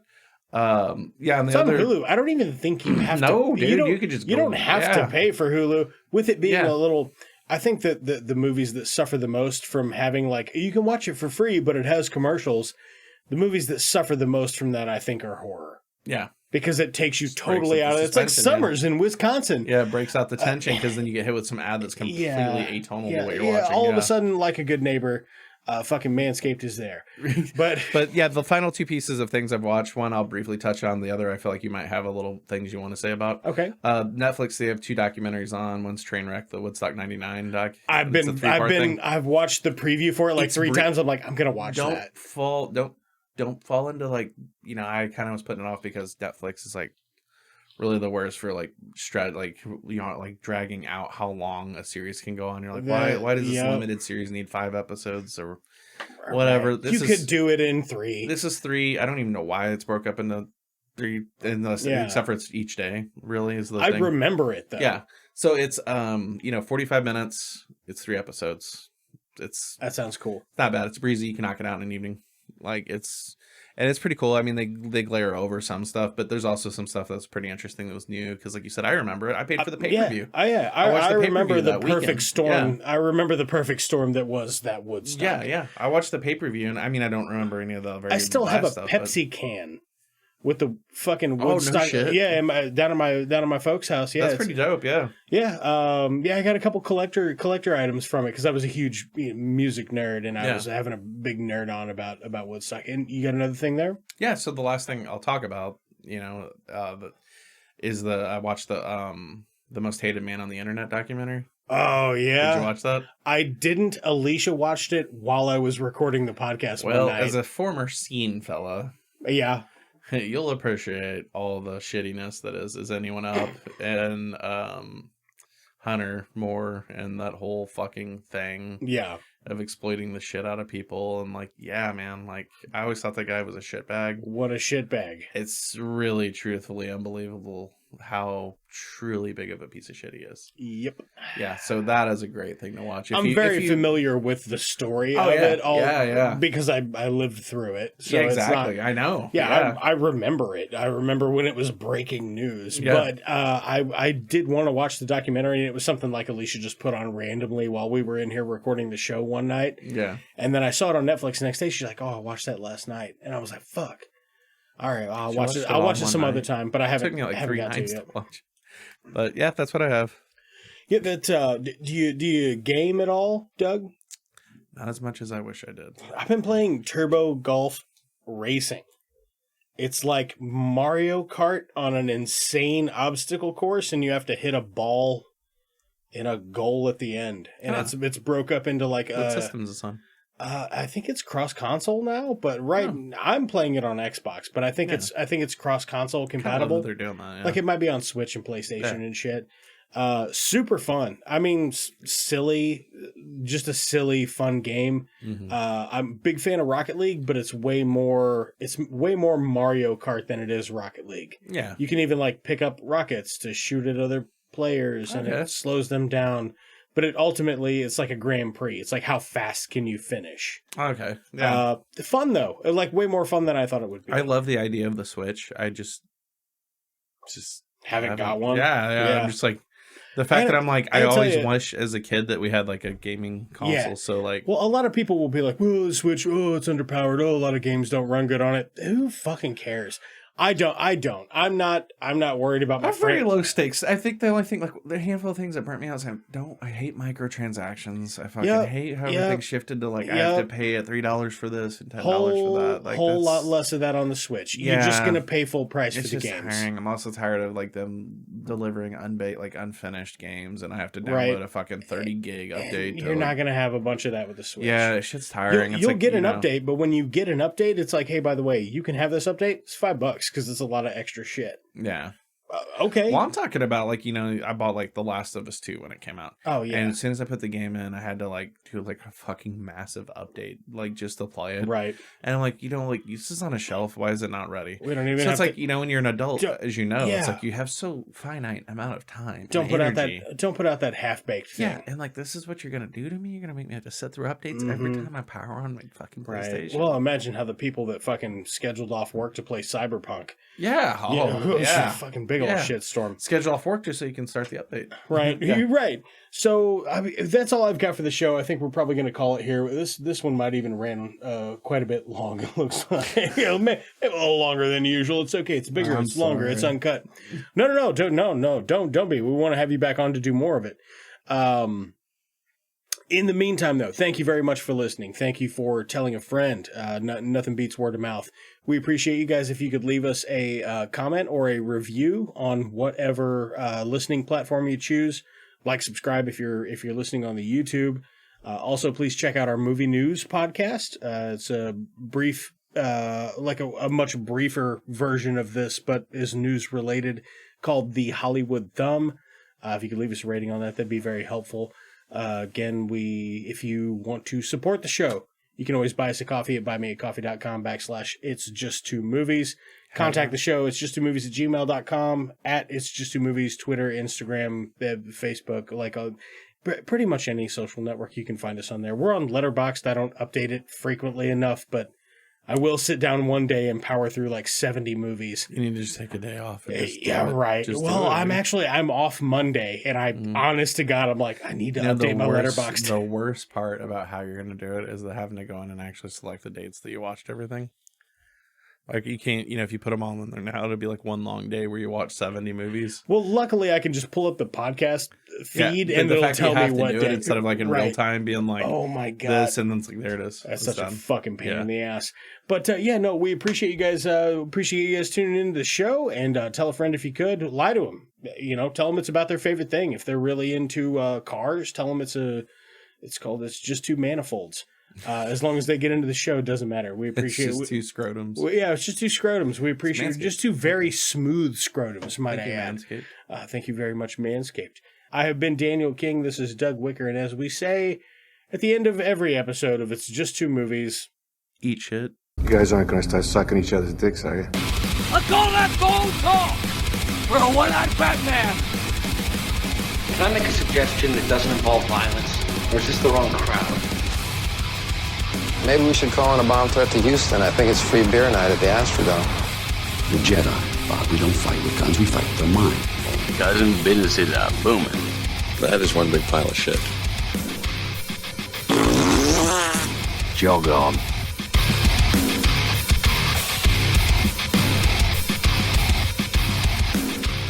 It's Just Two Movies is a production of Blue Cheese and Bacon Studios and can be found wherever you get your podcasts. I just wanted to throw out a couple of special thanks for the folks that make this show possible.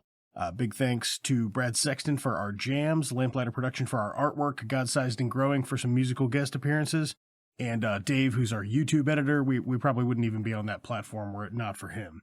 If you want to check out anything any of these amazing people are working on, all of their links are in the description for this episode. If you want to contact the show, you can hit us up on Twitter or Instagram at It's Just Two Movies. We've got a Facebook page now, so that's on there. You can always leave us a comment on YouTube, or you can email us at itsjusttwomovies@gmail.com. Okay, yeah, and if you like the show, like, subscribe, leave us a review. That stuff helps tremendously. Oh, shit, by the way, almost forgot. We had some questions that I levied online that I wanted to ask you real quick. Question number 1. What's a movie or movies you are most excited about talking about? Okay. So worded in an interesting way, but that's from Murphy, the myth, the legend. Super cool guy, actually. I've chatted with him a whole bunch on online. Worded strange. So yeah, what movies are you most looking forward to? Like, what are you most excited to talk about in the future? That's tough, isn't it? Like, let's see. We'll hop back on here real quick. Maybe not a movie, but there's a few things like in production or like coming around that I'm excited about, which is like Ryan Fuller's remake of Christine. Like, I'm pretty pumped about that. I like Christine. Like, I could see that being like totally fresh take on it. One thing I'm looking forward to, and by the time this podcast episode comes out, I probably will have seen, is Bodies, Bodies, Bodies. Yeah, yeah. I was really looking forward to the movie Men, but then I watched it, so now I've seen it. Now it's in the past. Yeah, now it's in the past. I will say though, if you're into the A24 kind of slow burn psychological horror, it's Garland, baby. I think it's fucking top notch. How many times have I said something baby today? Probably 3. Seems right. I don't know. You know what I really want to know though is what movie/TV special kicks you off for Halloween? Oh, that's a good question. Like, what's your Halloween kickoff? What do I start with? Yeah. Trick or Treat, man. The Bryan Singer movie. I know. Like, I knew that was going to be. Straight up. Thought that was probably going to be your October your go-to. 1st. I always start with that. I end with John Carpenter's Halloween. Yeah. So Halloween night, I watch Halloween. For Trick or Treat, I watch. I like just a spooky boogin. I don't think there is a specific kickoff for me. I like a scary where there's a monster. So. And it's the one time of the year I'm like I gotta get my kid and we'll go in the other room and we'll be like, we're gonna watch scary movies, and she'll be like, okay, and I'll be like, this is probably not appropriate for you, because my parents used to let me watch fucking straight up slasher porn. Yeah, I don't know that my parents really there's a handful of things they were like just completely against me watching, not much, but no, Trick or Treat, that's the answer to that. Plain and simple though. I don't know that really, to me, the score that Douglas Pipes does for that movie, the feeling and atmosphere in that movie, literally everything about it feels like Halloween. Like, it feels like the perfect Halloween night. That's true. I really do like Trick or Treat. You get little tastes of all the spookies and the boogans that come. Yeah. You get some werewolves. You get some pseudo-vampires. You get some slashers. You get a little bit of everything in this nice little 90-minute package that just moves effortlessly. Yeah. And to me, it's and you have such a charismatic little iconic character like Sam. I feel like that there's very little out there that just really summarizes Halloween. That's one I don't think that my daughter has seen, and I think that's one we're definitely going to visit this year. Yeah. I mean, it's absolutely to me, that's the way to kick off Halloween. Yeah. And so then I close with Halloween, the John Carpenter Halloween, and then sometimes I'll mix it up and throw Halloween 4 or whatever. But on November 1st, I watch The Nightmare Before Christmas. because it starts to shift gears and get me moving toward Christmas. Get your Christmas mode. The movie takes place the day after Halloween's finished. Yeah, right. Yeah, so it makes sense. One of my kids' favorite movies. Yeah. Man, she would want to watch that shit on a loop. Mm-hmm. And another perfectly breezy and film. I like that movie. I like it a lot, but I bet you that me growing up from being a child to being a fully formed adult, I maybe have seen it twice. Since I've had a kid, seen it 30 times. Oh, okay. Absolutely. Yeah, all right. Lastly, Mr. Wicker, your short film seems to have the momentum of a runaway freight train. Why are you so popular? I think I'll take this one for you, Doug. It's clearly his smooth balls. If you've ever touched him. Who has that? Right. Jeremy Jones. Oh, that man. Lovely Jeremy Jones. Yeah, I don't know if it has the momentum of a runaway freight train. I wish. Signing some deals, get some bigger motion pictures in motion, right? But yeah, no, I appreciate it. Yeah, it's been like really wonderful to like just ride that wave of goodwill. And we didn't answer the question. Yeah, why are you so popular? Well, why am I so popular? Because of loving people like Danny King and Jeremy Jones. There you go. That's easy, easy enough. Anyway,